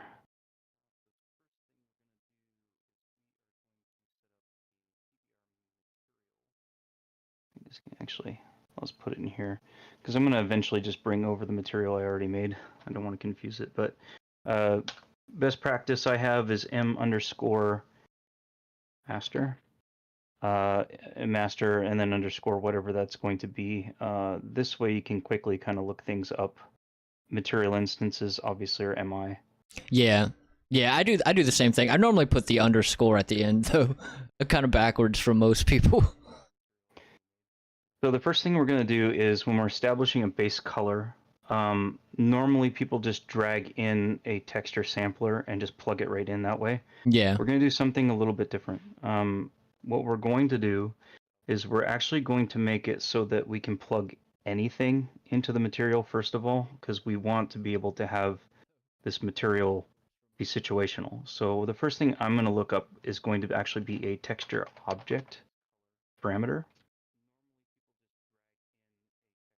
right here. And this parameter I'm going to name the albedo. Okay, I don't think I've seen these. I'm familiar with texture object, but not the parameter version of it. Mm-hmm. So to explain what I'm doing, the reason I turn it into a parameter is because that way we'll have access to it in our when we create a material instance. Yeah, yeah, I'm familiar with parameters doing that, Yeah. like converting like like constants to parameters, or yeah, you know. Cool. Yeah. I'm gonna just I'll probably say stuff that you already know as I go through. Yeah, just yeah. in Fair case enough. people listening are like, what the hell is he doing? Yeah, fair enough. Fair enough. So the next thing is then you'll actually have your sampler. Oops, not scalar, but a texture sampler. It's important to know a few things. So with samplers, you can only have, I believe, 16 in a material before it will start cutting it off, and it becomes very, very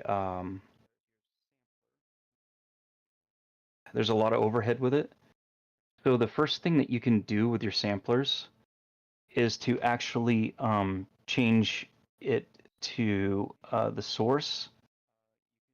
We're going to make this a shared wrap. And this way they're all coming from this source, and it cuts down on unique samplers. They're all just from this source. So shared wrap is for stuff that is going to tile infinitely. Shared clamp is for stuff that's more permanent. You're going to find that like on your character models and stuff that doesn't tile. So tile and doesn't tile. So we'll change that to a shared wrap. This way I can have more than 16 samplers if something gets super complicated without worrying about it being cut off or throwing an error. The next thing I'm going to do is plug my my object parameter into my texture, and then we can plug that into base color. So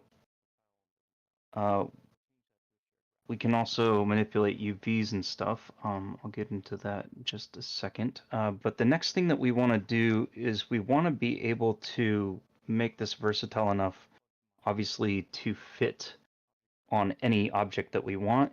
And then when we put those objects together, we don't want any break or lines or anything in the texture.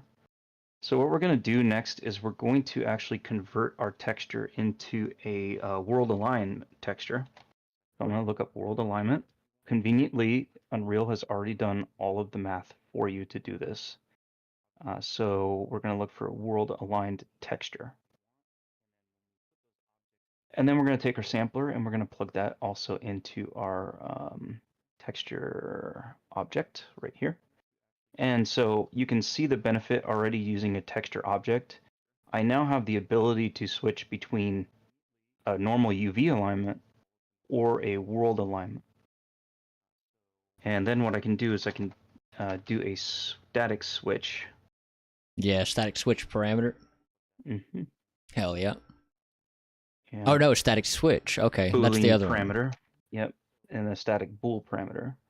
And on this bool, I can say enable world alignment.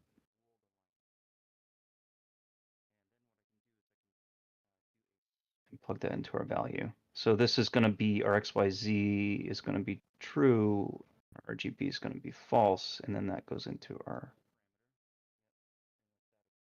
base color. If I'm going too fast too, let me know. I can't see chat, but I think I'm everyone's assuming just that's zoned in now. okay. So that's going to go ahead and it's going to get me this texture world mapped, and let's show you what that actually does. Let's save this right now. I'm going to go to this instance and I'm going to change the parent to my master. Parent.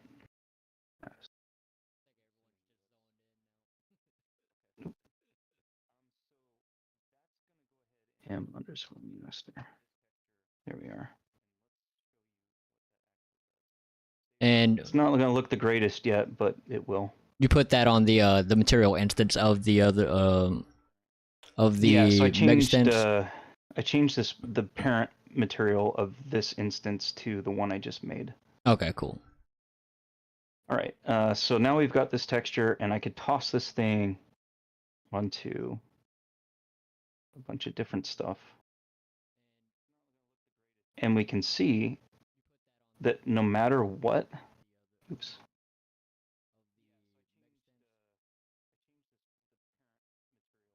That no matter what, even though these are separate objects, they'll blend together.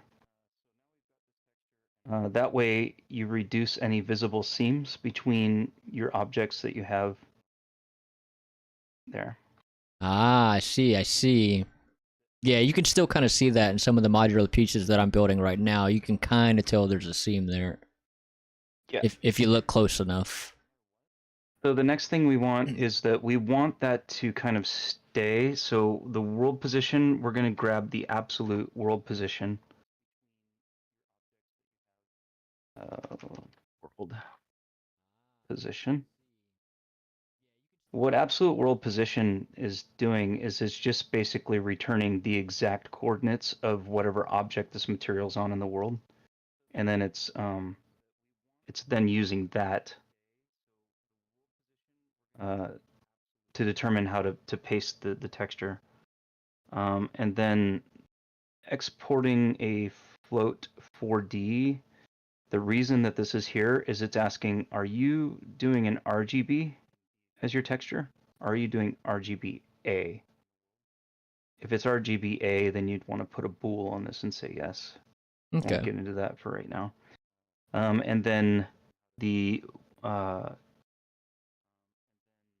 there's also a projection contrast. And basically what this is doing is where, if you look at right here where there's X and Y and Z, where X and Y meet right in the center, it's how blurred is that line between them. Is it super sharp or is it kind of blurred? So you can control the contrast of where those projections meet at the center of the axes. So we won't mess with that too much. So I got XYZ texture. Okay. So next thing that we're going to want to do is we want to control, obviously we're going to want to control our tiling. So what we're going to do is we're going to grab world coordinates. So I just type in coordinates, texture coordinate. So this grabs the actual UV coordinates of this object. We're then going to multiply our texture coordinates by a value, and I'm going to make this actually into a parameter, and I'm going to name this tiling. Was that just a constant? Yep, that you threw in there? Okay. Yeah, just a regular scalar parameter. Okay, scalar parameter, cool. Yep, and I'm going to plug that in here, so now we can control the tiling. I'm going to default this at just 1, because that's going to be 1 by 1 in UV space, and we'll plug that into our UVs. A little bit different with the world aligned texture. What we're going to do for world aligned texture, for texture size, it requires a vector 3, because we're actually tiling along the X, the Y, and the Z projections. And since it's tiling by world space is about 500 times bigger than UV space.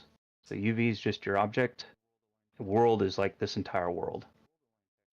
So we need to punch that down. So how we do that is we're actually just going to drag this out, and we're going to multiply our value. Actually, we're going to do another multiply, and we're going to times it by 500. And we're going to plug that into our texture size. Then save that. Now if I open up my instance,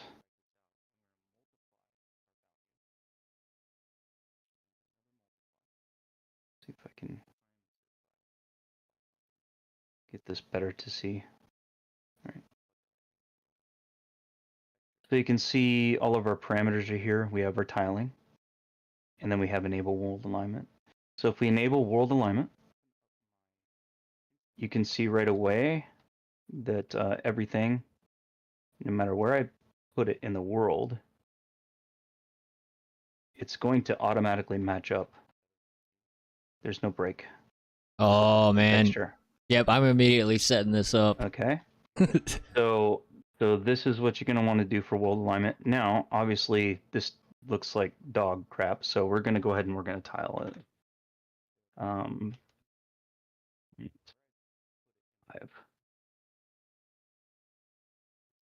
We got a little bit of a tile. And we can figure out where we want this to tile. Now, let's say, you know what? This is great. We've got it tiled, but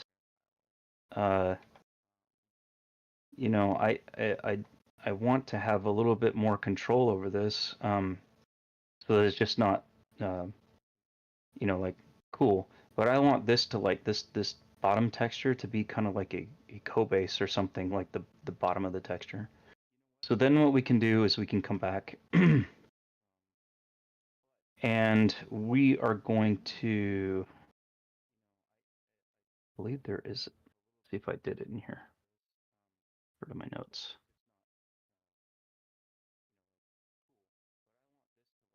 I don't believe we did an offset, but there is a way to offset, and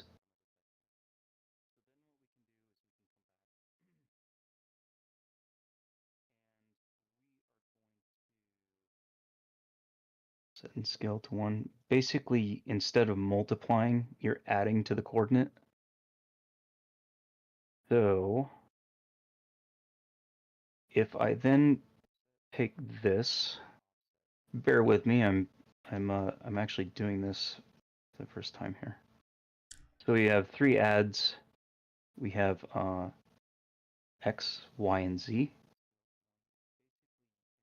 Theoretically, if I haven't messed up, this should move the texture. It should scroll it in the direction that I put here. And then we're going to append many. So what I'm doing is I'm actually splitting this into an R value, a G value, and a B value, which corresponds to my Y, my X, and my Z.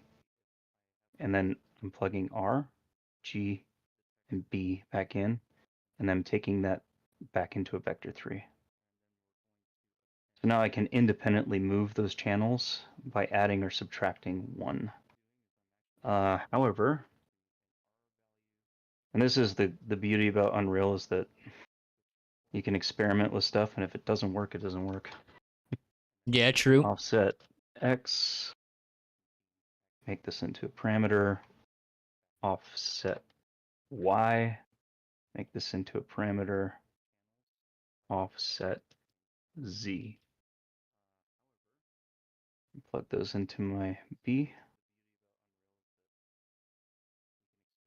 Let's see what happens.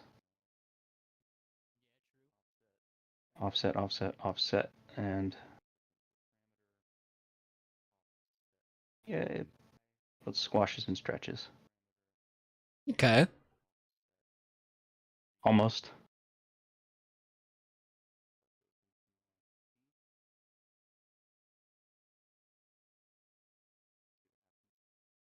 I'll have to think about this for a bit. I do know that it works with UV space, but world space is a little bit different because we're adding to world space. So for now, we just bypass this and we'll get on to the next, the other fun bits. All right, so next is that we want to be able to manipulate our color. So if you guys have noticed, a lot of the times when you just bring a texture in and you toss it on stuff, it's a bit bright and overblown, or other times it may be a little bit dark. So what you can do is you can then take whatever the value is, and then you can add in a multiply. And I usually do this, and I add in another scalar parameter value, and I'm just going to call this albedo intensity. And what this is doing is basically taking the color and multiplying it against itself. But this is going to give me a fine degree of control of basically the overall brightness of the color. Okay. See, normally I have the process of just throwing in a vector parameter to kind of control that kind of stuff. Yeah, so you can see I can kind of control the intensity of that Yeah. color. And then the other thing that we want to do is, and this is also what helps make it a little bit more realistic if you're going for something realistic, we can do a desaturate node, desaturation, plug that in. And then we can add in, just say albedo desat.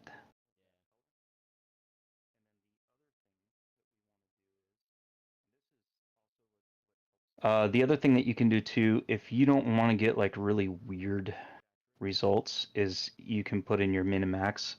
Since desat only goes from a 0 to 1 value, you can put a max of 1 and a min of 0, and then a default value. And then that way, you'll see what happens when we go to our material instance. You can't mistakenly go past 0 or 1. Yeah, it clamps it pretty much. Yeah. And then this way, you can actually take the color, and then you can fine tune how saturated that color is if you're wanting a little bit more muted tone. Granted, none of this looks great yet because we don't have our PPRs in, or normal, but. And then the other thing that I do generally is I'll then take a vector 4. I just hit 4 and click in there, and I'll convert to a parameter, and I'm going to call this albedo tint.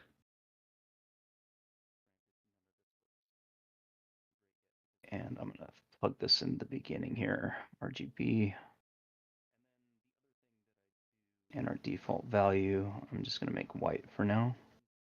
And then this way, I can also control a little bit extra degree of the overall tint of the object. So if I want more red tone or blue. And if you want to, you can actually like separate this out into the RGB channels if you're looking to get a little bit more granular. But generally I just leave this in here as a tint. Nice. Okay. So here comes something. We're going to do something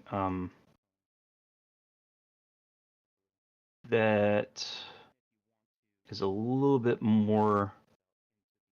Well, I'll hold off on that. I was going to do the edgeware. So what it is it's a procedural edgeware so that it actually like eats away at these corners and leaves a brighter result, resulting in like where a worn edge around Oh, stuff. hell yeah. We'll get to that.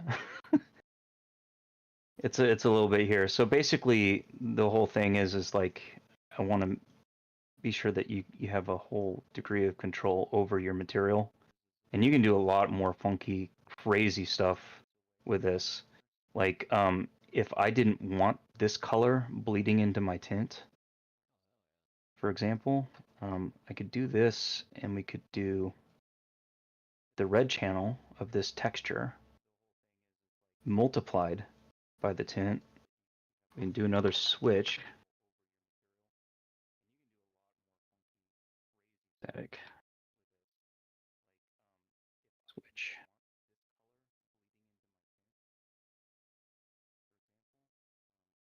Cool.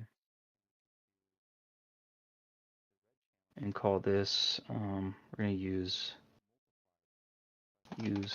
albedo color. This will be false, and this will be true, and then we'll plug that in.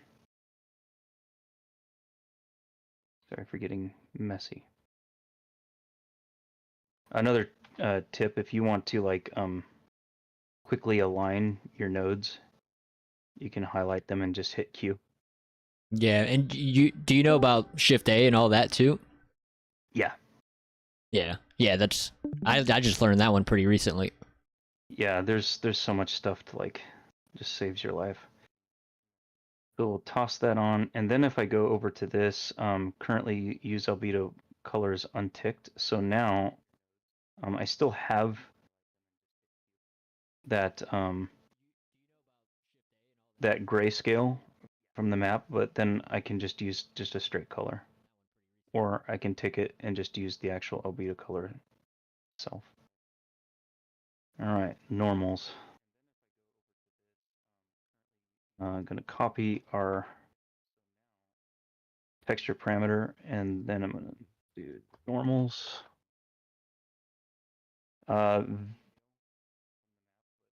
One thing everybody wants to take a look at, because this can, if you're not paying attention, this can be like, well, why am I getting this real weird result? If you don't have a normal slotted in when you create this, and it's like set to a default slot or whatnot, and then you try to plug it into your sampler, you won't get your normals to look weird and funky. Yeah, the sample And you're type gonna that be was like, there. yeah, and you're like, what happened to my normals? Why do they look off and weird? All right, and we're gonna plug that into normal. Okay, so this is a good time to kind of introduce one of the things that I absolutely adore and love, that will help keep your graph super clean. and that is named reroute nodes. So right now,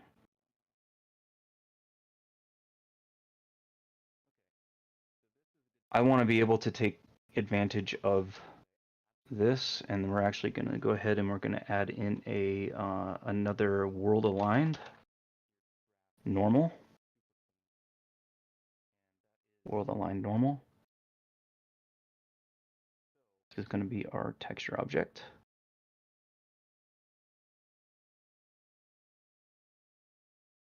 And this is also going to be our world alignment.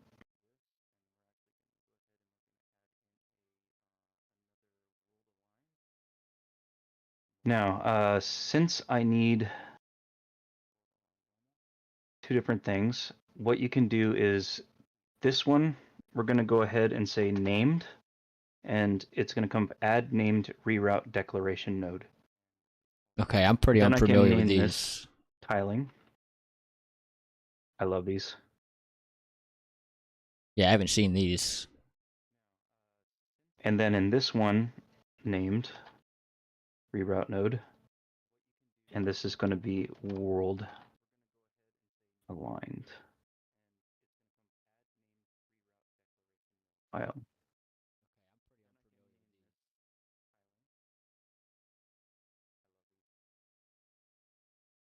And then what we can do is I'm going to comment this with the C, and I'm just going to say that this is UV manipulation.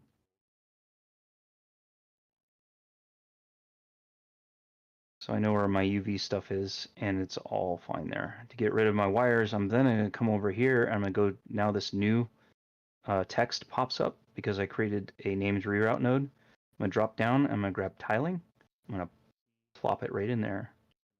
I'm Oh, also going so to it's grab world aligned, and I'm going to pop it right in there. okay. So that's And now kind I of don't have like to an worry about all these animation. wires. Yep. Yeah, like the And I can the reuse cache it. pose. Yeah. So now I can use tiling here.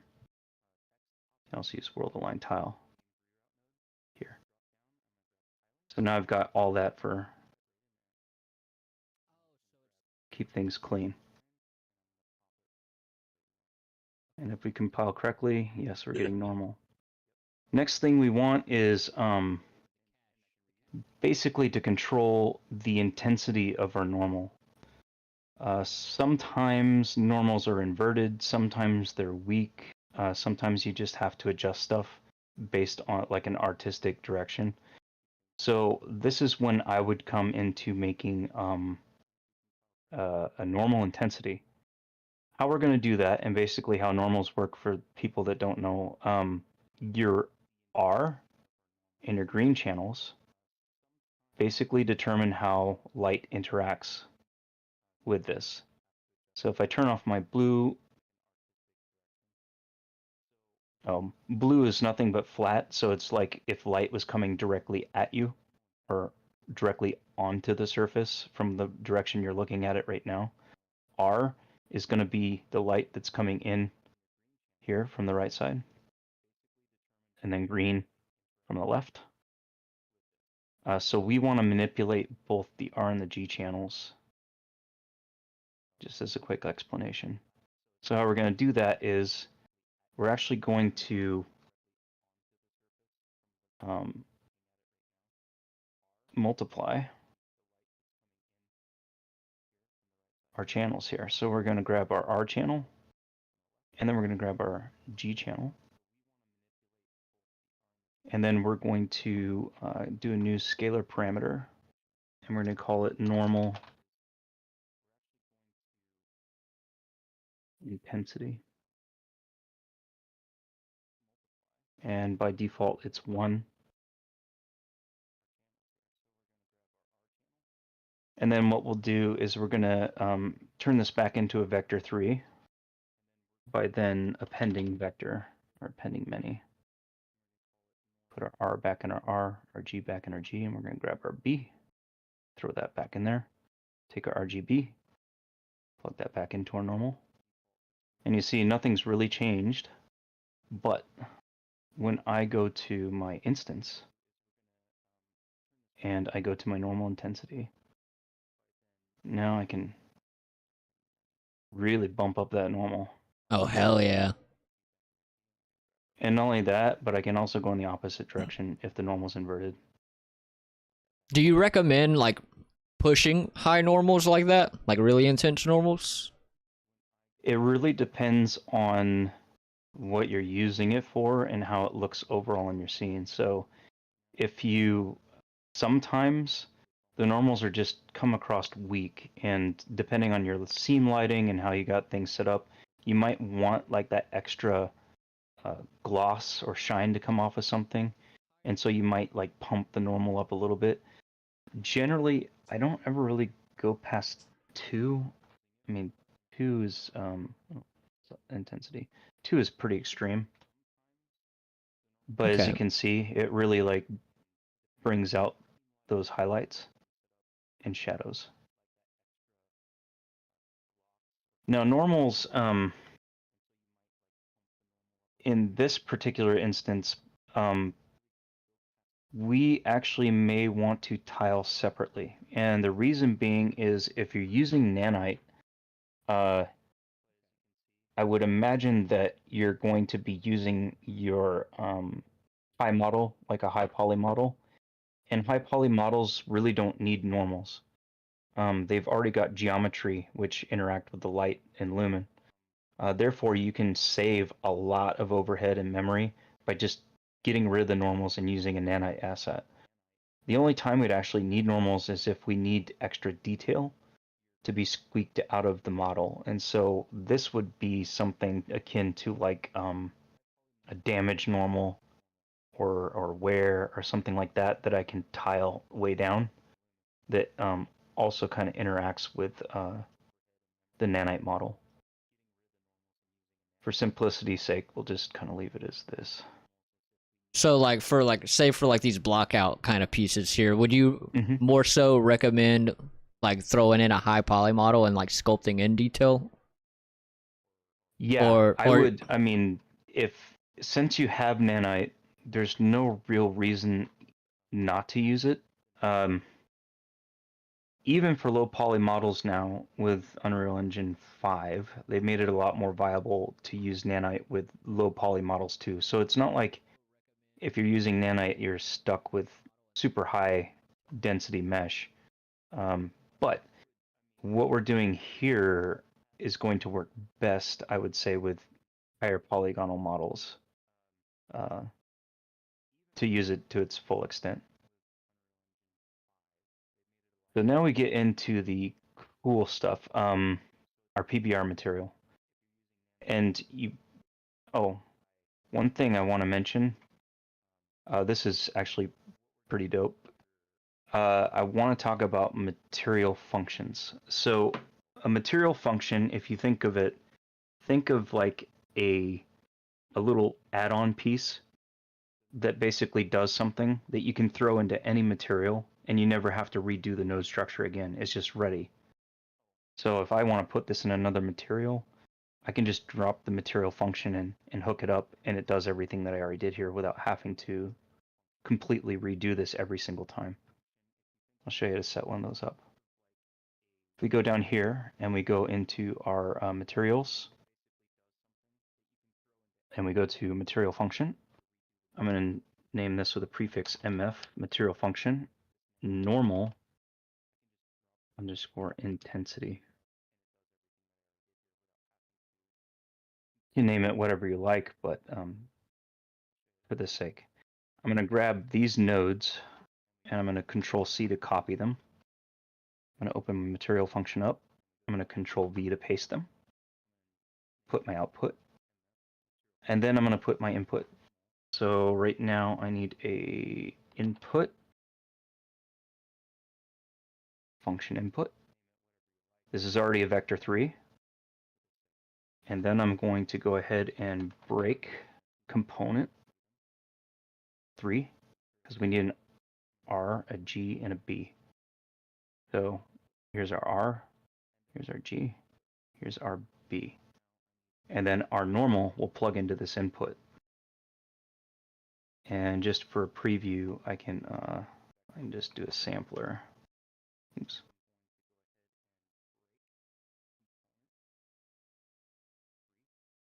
gonna have normal. And just toss a normal in there. We'll save that. And now that that function is complete, I can come back to my master material. I don't need this anymore. I can drop my material function in here, and I can hook it up, and I can hook it up. I don't need this, and bam, does the exact same thing. Hell yeah. And now I can reuse this in any material again. Compile. Oh, one thing I want to do actually, this intensity, I'm going to do another input. We're going to make this input a scalar. I'm going to call this in intensity. We're going to hook that into there, and that into there. Delete that. And so my scalar value will now go into there. So if I go back to my normal, you can see it gives me an error because now I have a new input without any input into it. You can right click and go to promote to parameter. And this will give you an intensity slider now. Oh, nice. Normal intensity. Oddly enough, I probably just showed you guys, and this is going to sound really retarded, but it's true. I probably just covered in this little bit right now 3 years of learning materials of my lifetime. Yeah, I mean, I've looked into materials a bit. I've seen a lot of the stuff that you're using, but you're definitely doing some stuff that I haven't seen before. But it's also Cool. just like memorizing it, like memorizing what all this stuff does. Yeah, it's definitely getting familiar with the nodes, knowing what does what, how they interact with each other. So now, if you notice, I go back to my instance. I still have my normal intensity slider, and it still works. It's just now using that material function right here. And I can reuse this over and over and over again in any material I want. And you can make as many functions as you like, and it also kind of keeps your graph nice and tidy, because then you're dealing with just kind of a one node instead of this whole node structure. Same thing, we want to copy world alignment.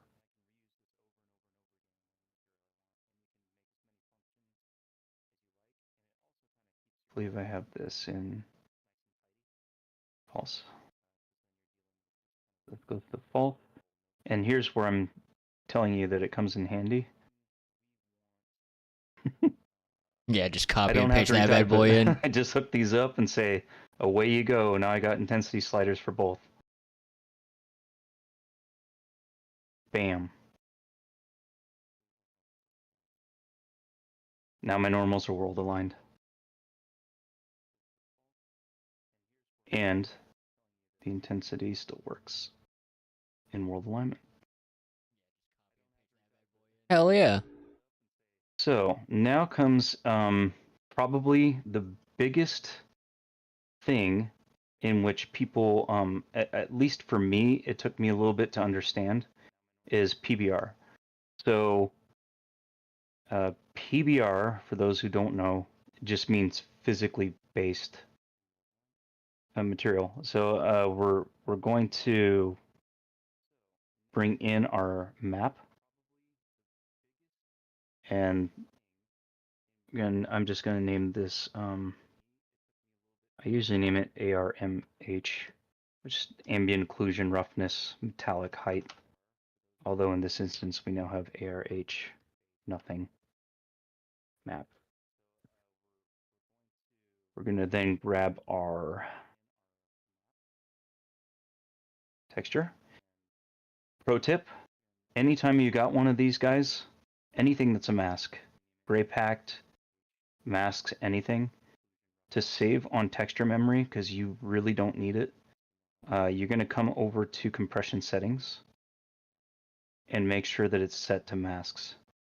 It looks like it does it automatically, which is nice, but in previous versions of Unreal, this would be set to your regular default, and it'd be very expensive. And there's real no reason for it because you're not using ARGB.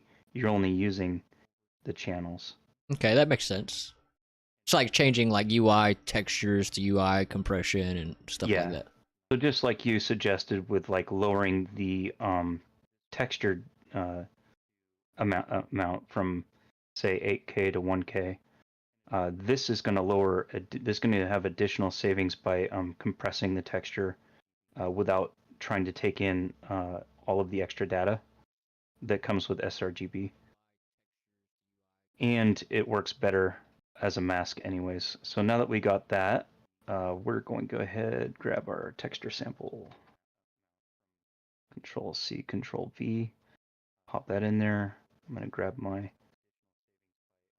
UVs. First off, yeah, let me duplicate this, duplicate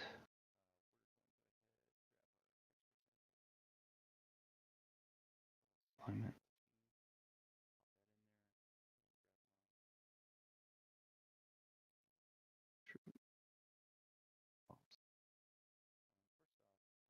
Alignment there. And all three textures should be able to switch between world alignment and regular UV space.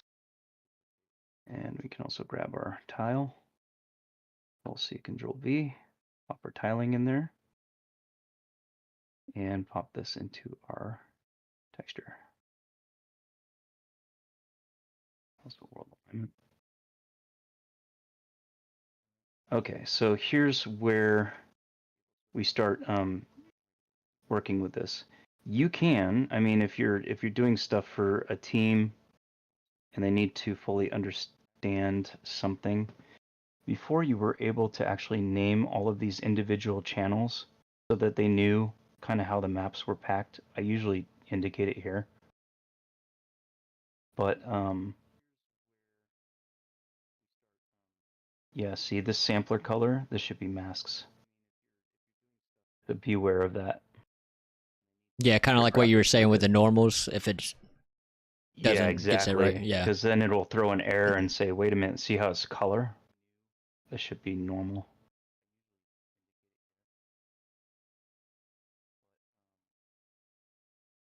All right, so first channel, we're going to set this up.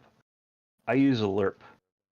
So explaining what I'm going to do, we're going to break out our channels, break, float, 3 components. And I'm going to take my ambient occlusion. Well, actually, I'm going to start with roughness because that's going to have the most visible difference. So with the green channel, what I'm doing is I'm going to take this. Oops. Where'd that go? All right. I'm going to take this image, just this channel, so this black and white image. I'm going to take it and I'm going to actually run it as a mask, the alpha, into here. So now what I'm doing is I'm going to then do 2 parameters, and I'm going to say this is ambient occlusion, or AO, min, and we're going to go on a scale of 0 to 1, because everything goes from 0 to 1. And then I'm going to go AO max. And max is always the highest at 1, min is always the lowest at 0. No, wait, that's roughness, not AO.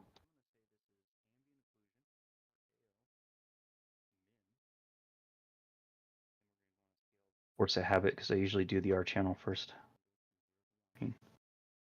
All right, so now what I'm doing is I'm taking that roughness channel and I actually can control at a fine degree how rough or how smooth this surface is if I don't like the default roughness. So then I'm going to go ahead and do named reroute node. I'm going to say this is roughness.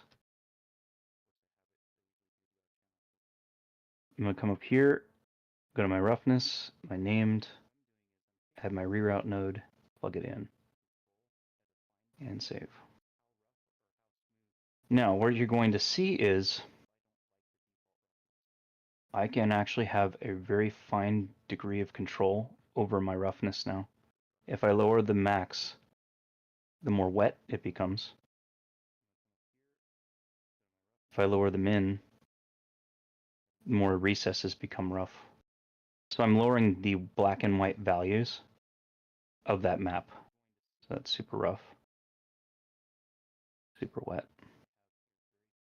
And then it's still leaving like these little insides here are rough. So that's just so that you have a greater degree of control over materials. Same thing like if you wanted stuff to rain.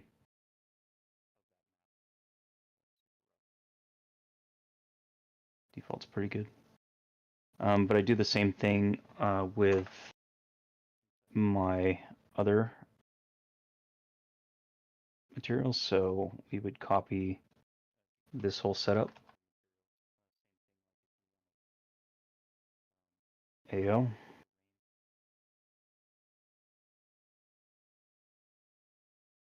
Min and max. Plug my ambient occlusion. Name to reroute. AO. Then add my AO reroute into here.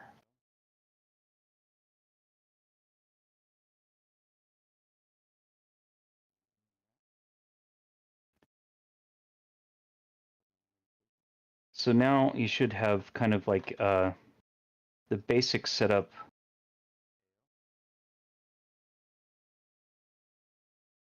Off. That rotation. Mapping. But yeah, so now you should have like all of this. You can Yeah, you can easily just build stack and things. build, yeah, and not really have to worry about stuff not lining up, which is nice. Edgeware. This might have to be on this cube actually, because otherwise you're not going to see it on something. It basically what the edgeware is going to do is it's going to take the intersection of two normals, and it's going to build a gradient in between them, and then subtract that gradient to try and make a rough edge along color. So I need something that actually has an edge, which these have beveled edges, so that would work. Throw on this guy. For the edgeware, I'm going to build a material function. We're going to do a new material function. Material function.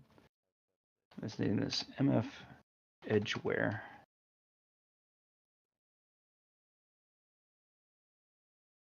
Okay. So the first thing that we're going to do is we're going to have some inputs. And the first input that I want is basically going to be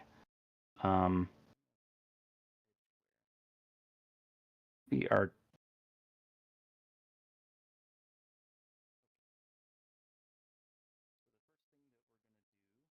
it's going to be our texture. So what I'm doing is I'm going to take, well, I'll probably do this from the start so you can see as we build it up. I'm going to take the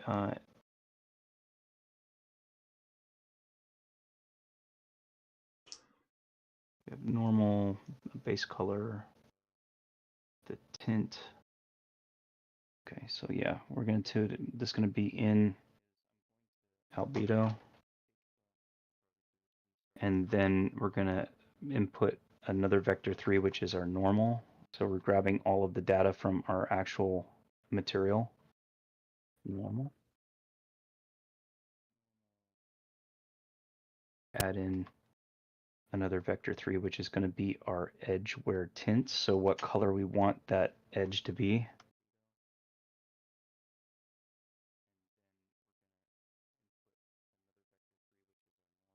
And then going to want, we'll start there. So grab a sample so we can see what we're doing. I'm just hitting T and clicking in here to grab a sample. I'm going to hit 4 and click in here so that I have a sample. We'll make our tint white. Maybe make it green so it really stands out. So we got that, and then what we're going to do then is we're going to put in a little bit of logic to do what I was saying, where it's going to find the edges between the normal map. So first off, I want to use the normal, because the normal map is what's going to drive all of this. You can use a normal map, or you can also use the actual normals of the mesh itself, depending on your case-by-case use basis, but it'll all work the same. So first thing I'm going to do is we're going to do a compute filter width. It's going to take, it's going to find the intersections. We then want to only take the red channel, so we're going to mask the red channel out. We don't want free RGB, we just want red as a mask. And then we're going to do a power, and what the power is going to do is it's going to help increase the intensity of this intersection. And then I'm going to go ahead and we'll put in, actually the power is going to be the fall off, sorry. We're going to put in a scalar input. And this is going to be edge where fall off. So how big the space is between where these meet. And this is going to be a scalar.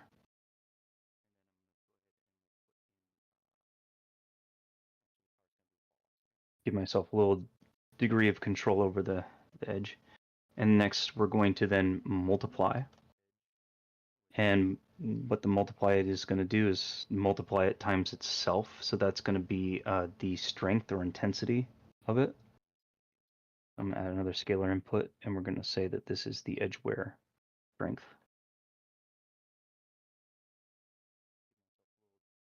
I'm only using this as a preview. The value you have in there? Yeah, so this basically, if you don't have these things plugged into these material function inputs, you're going to see this basically, just a nothing. But as soon as like I actually hook this into the result and compile, then we can visually see what's going on here. It's not really going to show because I need a higher poly model reference to show what's happening with this edge wear. But once we plug it in, you'll see what happens. The next part that we're going to do is we're going to then take this solution and we're going to then do an add.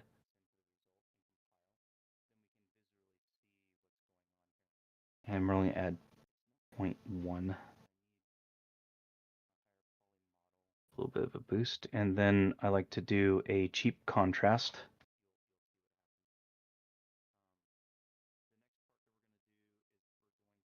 And as you get it, this is going to control how soft or how sharp those edges are. Contrast.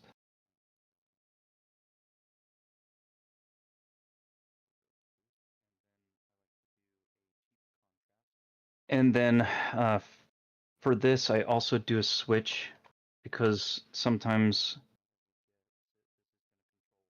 and we're just going to put, actually not a parameter, I do a static switch. I guess I should explain. The reason I'm doing a regular static switch instead of a static switch parameter is because I'm assuming that you might reuse this in a different material, and you want the value to be unique to that material instead of clicking on and off the switch into the function. Yeah. So that's just the explanation there. Yeah, I'm definitely more familiar with the static switch parameter rather than the actual just static switch. They're still good, don't get me wrong. In this case, I just stick with the static switch. And so this is going to be a Boolean use edgeware. Yeah, this is a bool.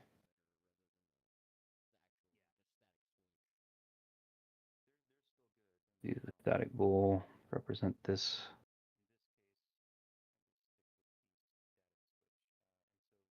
We are true.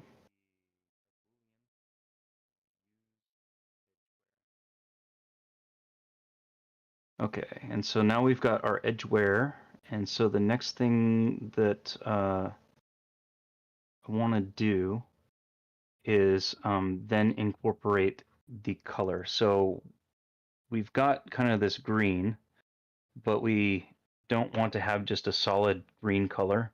What we want to do is we want to take this texture, and we want this texture to still show, just to be a different hue or a different brightness to show that it's been worn down.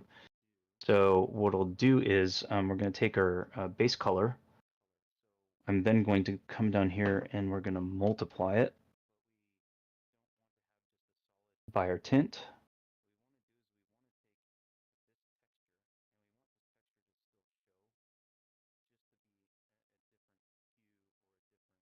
And then I'm also going to want to control its brightness or its intensity. So then I'm going to multiply, and you're going to see them pretty much doing the same thing that I did with the albedo map. This edgeware intensity.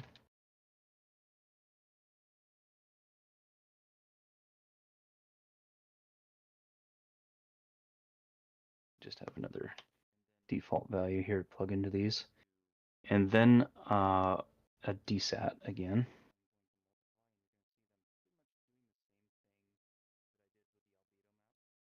I want to control the saturation. That.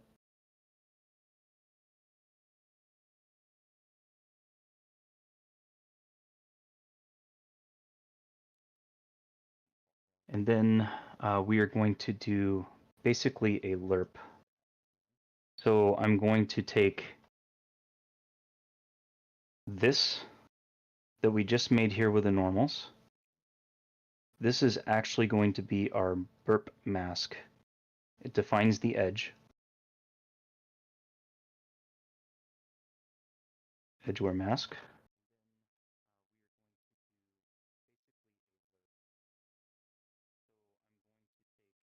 Just so things are a little bit easier to see. Then we have the color coming in, and we have our edge color, and then all the properties of controlling that.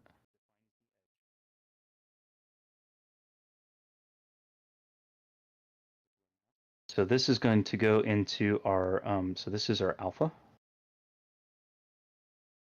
This is going to be our B. And then this is going to be our A.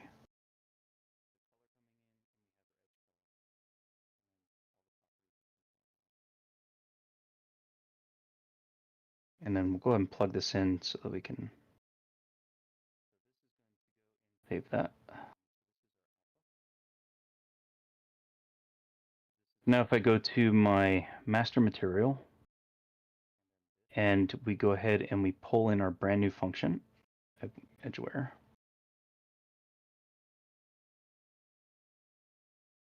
We now have all this stuff. So I'm going to grab the normal. Put that in our normal. I'm going to grab our albedo, and we're going to put that into our albedo. And then I'm going to promote these two parameters.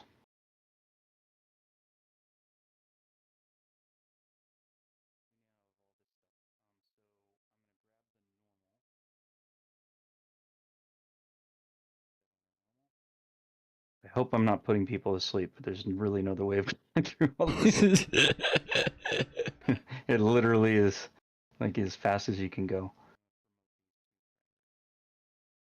It's a lot of stuff. It's crazy what goes into materials.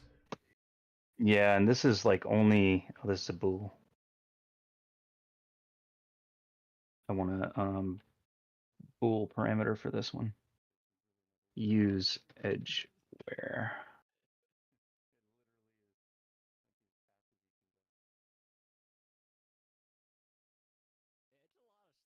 And then you can also, I mean,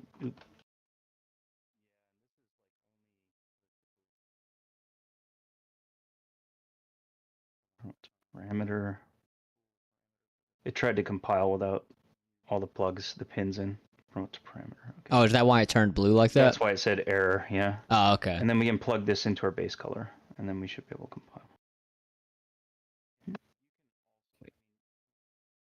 Uh-oh. Not cast from static bool to bool. Oh, duh.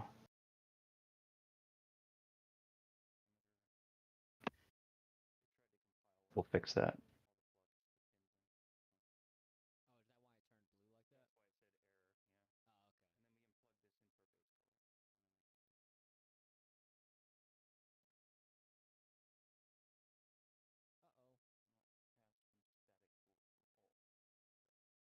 Why is it not like a...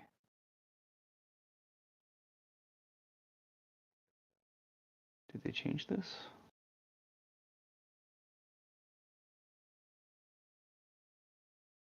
Static bool, input bool, static bool. Could just be a refresh thing, because I know sometimes if you have like a refresh in Blueprint, or like you have an error in Blueprints and then you fix the thing, you'll still get the error because like you gotta basically bring the thing back in. Yeah, let's see if that fixes it. Okay, yeah. This has to be set to static bool.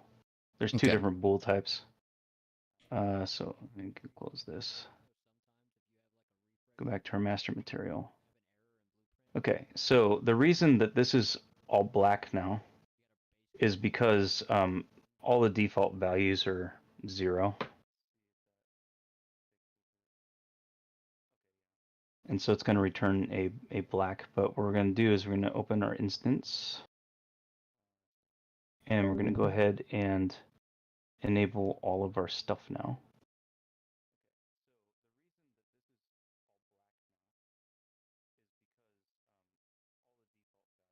Set will be 0, edgeware intensity 1,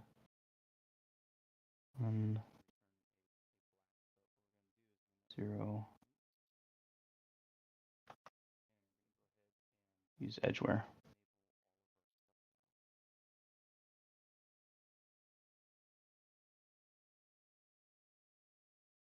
Okay.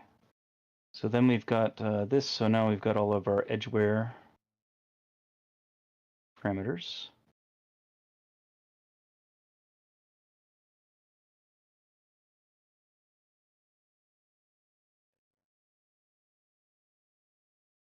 Try to see. You can see what's going on here.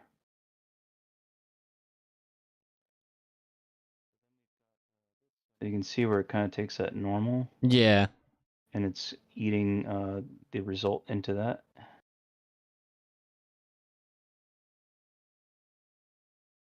And then, let's see, did it have... Yeah, so this is edgeware tint.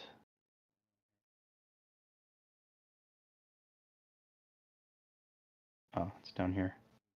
In edgeware tint. Change this to something really crazy. Actually, to make this a little bit easier on the eyes, what you can do is we're going to grab all of these edgeware sets. We're going to come over to group, and we're going to call this edgeware. And I'm going to put this also in the group of edgeware. And as well as I usually put options in, I do like 1 point material properties. And what this does is it organizes the material instance. So now if I come tier, material properties, I got use edgeware to tick and untick so I can quickly find it. And then under there I have edgeware. So now all my edgeware settings are under this group. Okay, so basically just like kind of like categorizing in Blueprints. Exactly. So you're not like trying to hunt and pick down stuff out of it. Yeah.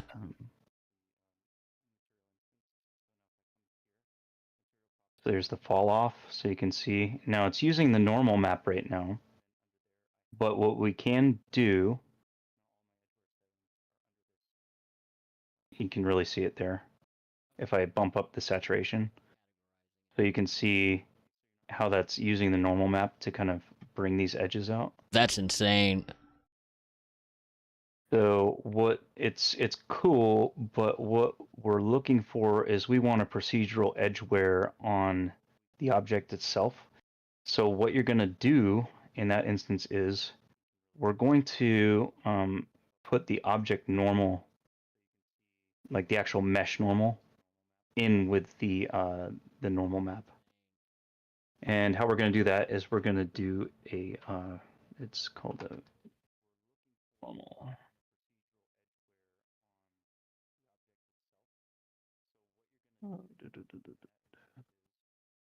Vector vertex normal world space.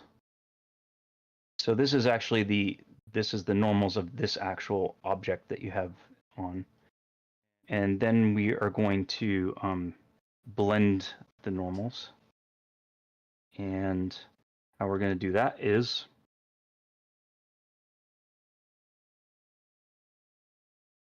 blend normal angle corrected here. We're going to take our vertex normal as a base, and then we're going to take our normals that we just made down here, and we're going to plug those in. And then that is going to be our result.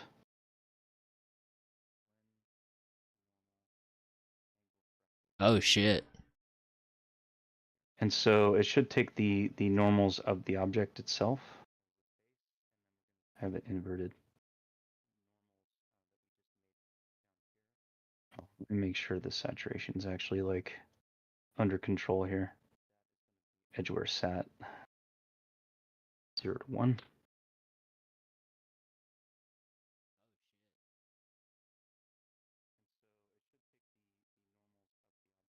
Right at 2.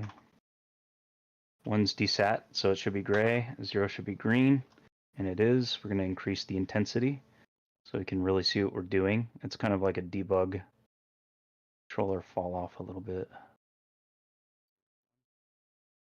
Yeah, you're talking about like And just making it crazy for a contrast. second. Yeah, you see the contrast?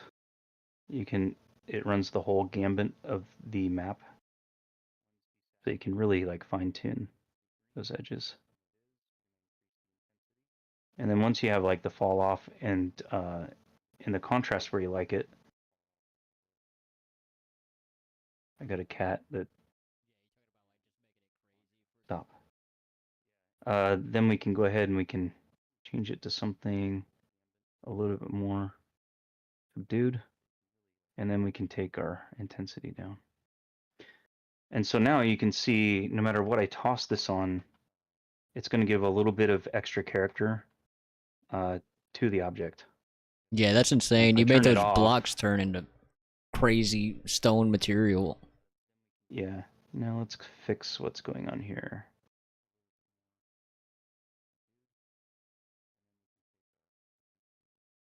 Ah. Okay, so why it's showing black is because I forgot to hook up the actual albedo to false for not using edgeware. Just use the normal albedo. There we go. Yeah, so now we can tick on and off the edgeware and you can kind of see how it affects. And it's something to add just a little bit more style. That's freaking crazy. I'm immediately setting this up after the stream. But yeah, I mean, it's nice because now you're not really like stuck using all this. Like you can duplicate a material instance, right? And then you can come down here Yeah, and just and I change can go out. ahead and I can just swap out maps for something else. You know,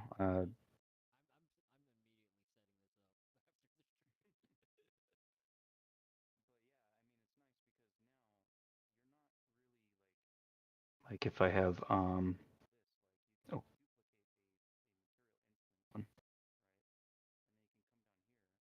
put this in it.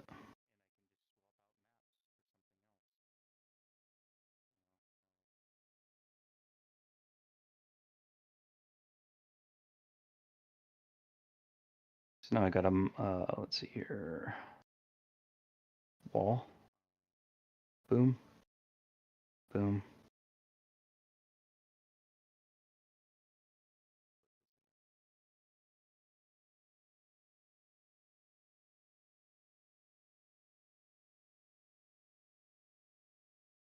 It's wallpaper, but it also illustrates the same thing. If you have a bunch of wallpaper, you don't want to worry about lining up all your stuff.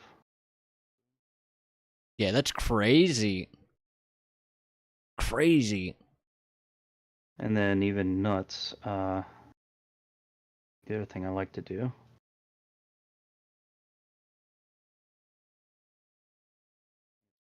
for individual objects like this, perhaps we don't need, go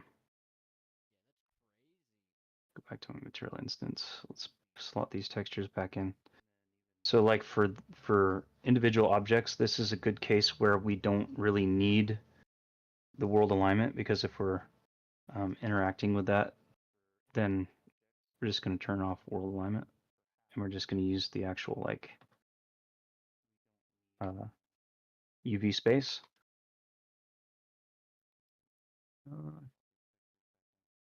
And then for this, I can then go into my, since it's UV space, I can then go into my modeling tools and kind of do the same thing that I wanted to do before. And deform, displacement, and we're going to do a texture 2D map, and I'm going to grab my map that I already imported. It's going to be on the blue channel, wireframe. Yeah, kind of like the thing you did yesterday with the Yep. Yeah. Exactly. I don't want any displacement.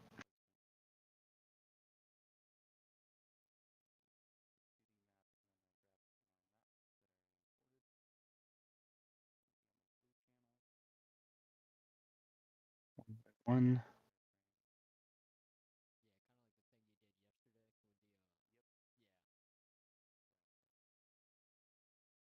Yeah.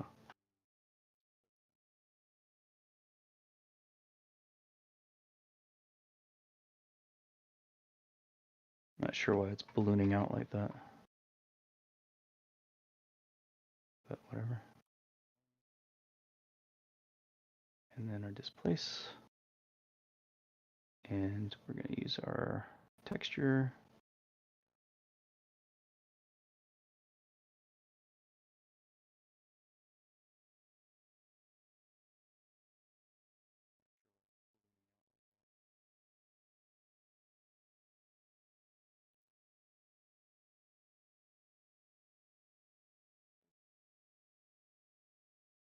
And in this instance, this kind of where you don't really even need a normal map once you do this.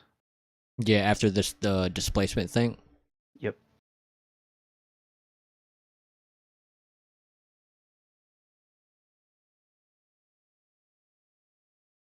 So you would you say that, like, kind of how you were saying earlier, if you do a high poly mesh, would you say that this is another method for, say, if you don't want to go into like Blender or something and sculpt in details, just do it like this way to kind of Yep, get the high absolutely. detail you were talking about? Yep, you can actually make entire game assets never leaving Unreal Engine if you really wanted to, simply from height maps. As long as you got a height map, you really can, and you can take pieces and you can assemble stuff and you can delete stuff, you can cut stuff. So they give you like a whole suite of tools. There's a lot of stuff in here. You can actually voxel model in here too. There's voxels, so you can actually like in Blender where you do voxel model editing. So turn this back on.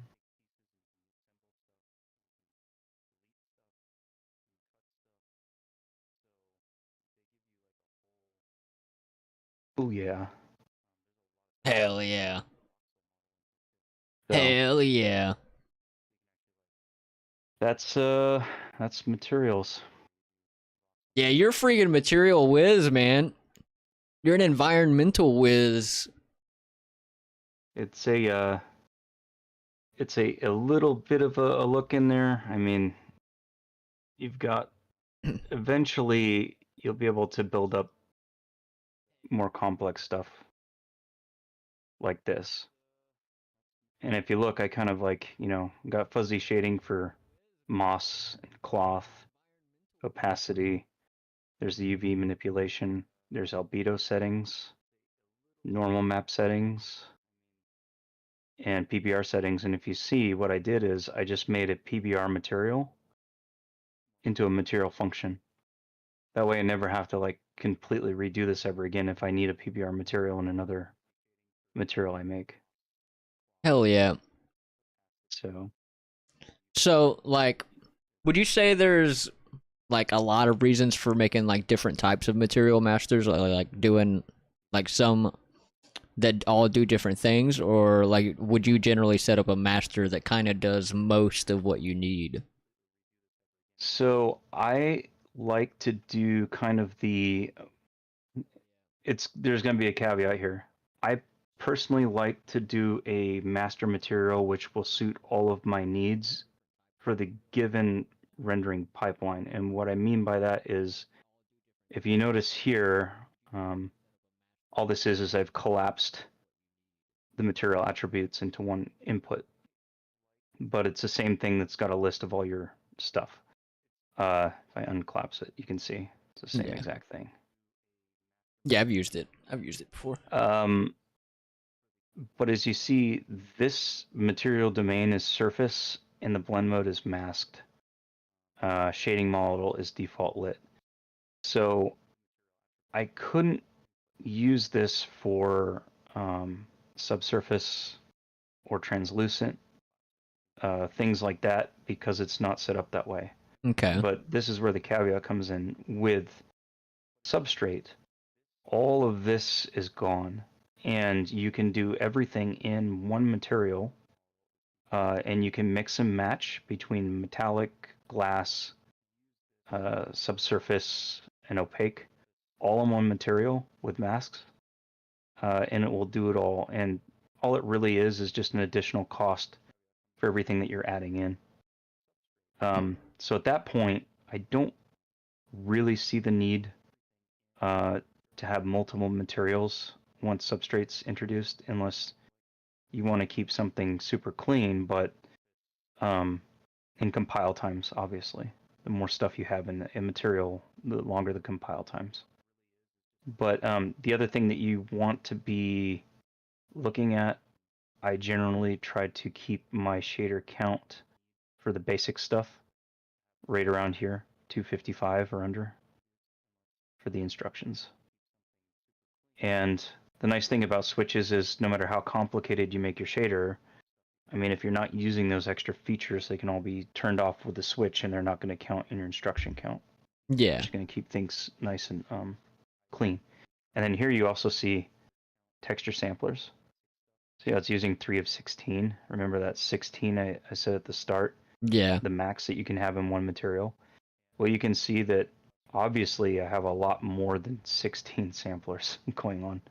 I have a lot more than 3, but because they're all using a shared wrap, they only count as 3, saving you a lot of that extra. It's just a little optimization trick. Hell yeah. That shit's crazy, man. But yeah, definitely get into learning material functions. I definitely just do a bunch of different stuff just to see what it does. There's a lot of really wacky, crazy stuff that you can do with materials once you actually get into it. I generally try to keep everything as a material function. I have a material library where I keep all my masters. Here's all the material functions that I use. So even Yeah. here, like I got fire. Yeah, I've seen. I'm a little familiar with material functions from like following like auto landscape materials. I see it like a lot Yep. of the stuff done in those types of tutorials. But I haven't really seen materials for like other types of things being set up this way. Yeah. This is another one. This is like a random UV offset. So This is what gives a different value per UV texture based upon map location in the world. So like here, you'll notice that way if I have two things side by side, if I grab this and just put it out, you see how the texture changes? The UVs of the Oh, texture? yeah, yeah. So even though I have them side by side, they look similar, but not the same. Yeah, so that way you don't have to like create another like a material instance and then like Exactly, yeah. do an offset on it. Yeah, you get all that randomness in there with the same exact asset. Thinking here's like the fire. But yeah, and it's crazy because you can see with that edgeware, this is all that edgeware right here. So you can see with that high poly, with the high poly assets, it really helps make things pop. Especially Hell here, yeah. all of this is that edgeware that we just made. And so, same thing here. So it just gives that extra dimension, makes things really stand out, especially when you're way far away. Hell yeah. Yeah, it just adds to everything. Like there's just a lot of detail in everything. Yep. There's other time. I mean, it's not going to work for everything. So, for example, for this one, you can see there's the edgeware, but instead what I had to do is ended up baking out a mask for it. So you can see here, there's a material mask and there's a wear mask that I've incorporated into it. And the wear mask just defines, it uses a mask texture to say this is the bright, edgy, worn out parts. And then this other mask is where the rust comes through. Gives you a little bit more finer degree of control. And Oh then, yeah. you got all your settings for masking channels. But yeah, hopefully that should be kind of the basics of a material setup. You obviously, I mean, you don't have to go with world alignment. You can do that with your basic textures. You can even do that with textures that are for regular assets like this that don't have world alignment. And obviously you don't have to use all the options. You can just tick what you need, which is nice. Hell yeah. Yeah, I'm definitely setting it up. I'm changing all my materials. Yeah, I find it to be actually quite fun. Hell yeah. Yeah, when you're using stuff and then you toss stuff in and you can get even that greater degree of control once you're in Unreal to get the look that you want. So like these pots are like nowhere near what I did in Substance Painter, but I was able to bring them in and put, like, you see all this terracotta wear Yeah. along these pots here. All that is that's just a tiling normal, a detail normal. I didn't need normals for it because they're high poly model.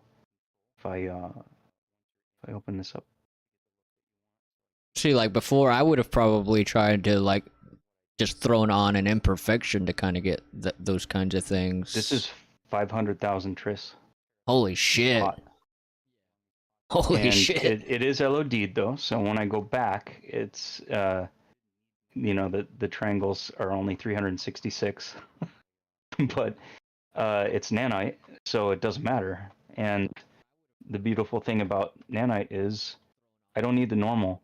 And the funny part is that when you can see there's that edgeware doesn't really show here because we don't have the lighting, but the funny part is if you keep your models under 250,000 Chris, generally speaking, and you don't have a normal map, the overhead cost for that asset is significantly lower than the traditional way.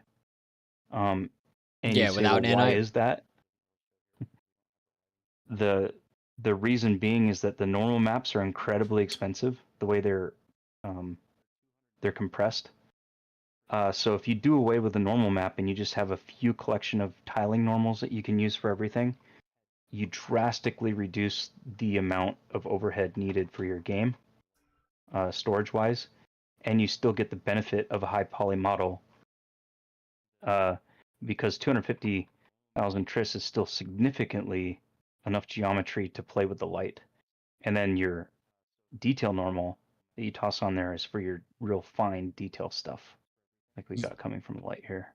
Yeah, I've noticed going into like the audit tools and like checking the texture, like the memory size of the stuff, and I've noticed that the normals tend to be like the ones taking up like the most memory. Yeah, they're very expensive. So eliminating those as much as possible is just a huge gain in performance and overhead. And that's kind of also why I can like zip around this so quickly and it's not chugging, is because everything is shared. And if there is a normal map, it's even these don't have normals. Once I've converted the Quixel asset into this, doing what I showed you, with the plane, like all this was from plane. You can bend, you can curve them, you can move them vertice by vertice and deform them. All of this was made off of one simple plane done in Unreal. There's nothing here that was made outside. Only these bricks were made outside. Damn. And then I just set bricks into it to give it some more additional variation. Since it's nanite, and nanite's all freebie. How many instances do you have on the level right now? Does that say 5,520 or something like that? Yeah, there's quite a bit. However, that will be reduced because once everything's finalized, I'm going to collapse it all into one asset like this. Okay. See this is all nanite, and it's all one asset now. Yeah. So it counts as one, which is cool.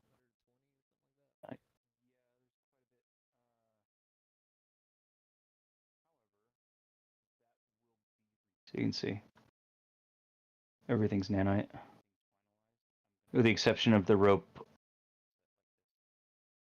That's just a blueprint. But I believe that they're also going to be introducing nanite support for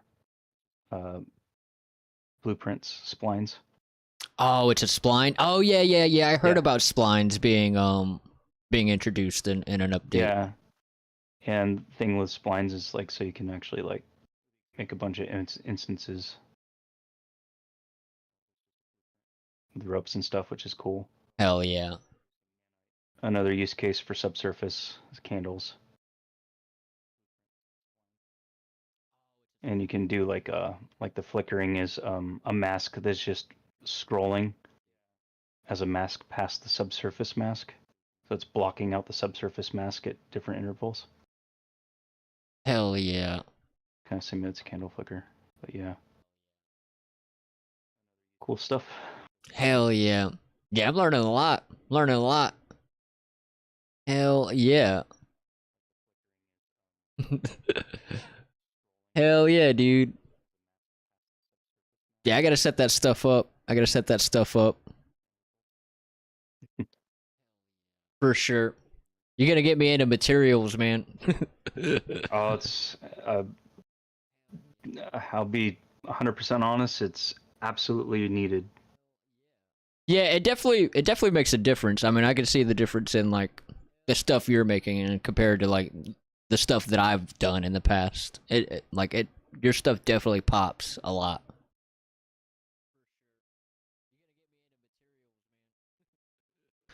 But all right, man. Right on. Yeah. Yeah, that was awesome, dude. I'm definitely about to immediately set that up. Cool. That's freaking awesome. People can refer back to the stream. They can check out what we did. You can follow along, build your own material. Yeah, if you have anything you want to shout out, go ahead and shout it out so people can like follow you, or if you have anywhere you want people to keep up with you at.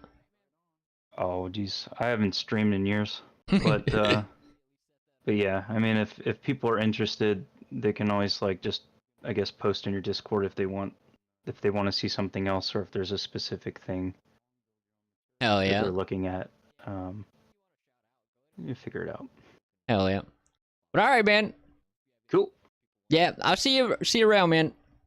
All right. Keep it real. Yeah, you Yep. too, man. Yeah, that was insane. Dude's an environmental whiz. Every time I've talked to him, I just want to step my game up on the shit that I'm doing. I'm definitely about to immediately set up that material. But yeah. Shit's crazy. Shit is crazy. But alright, everyone. Alright. I'm gonna call it here. I'm gonna take a break, eat and stuff.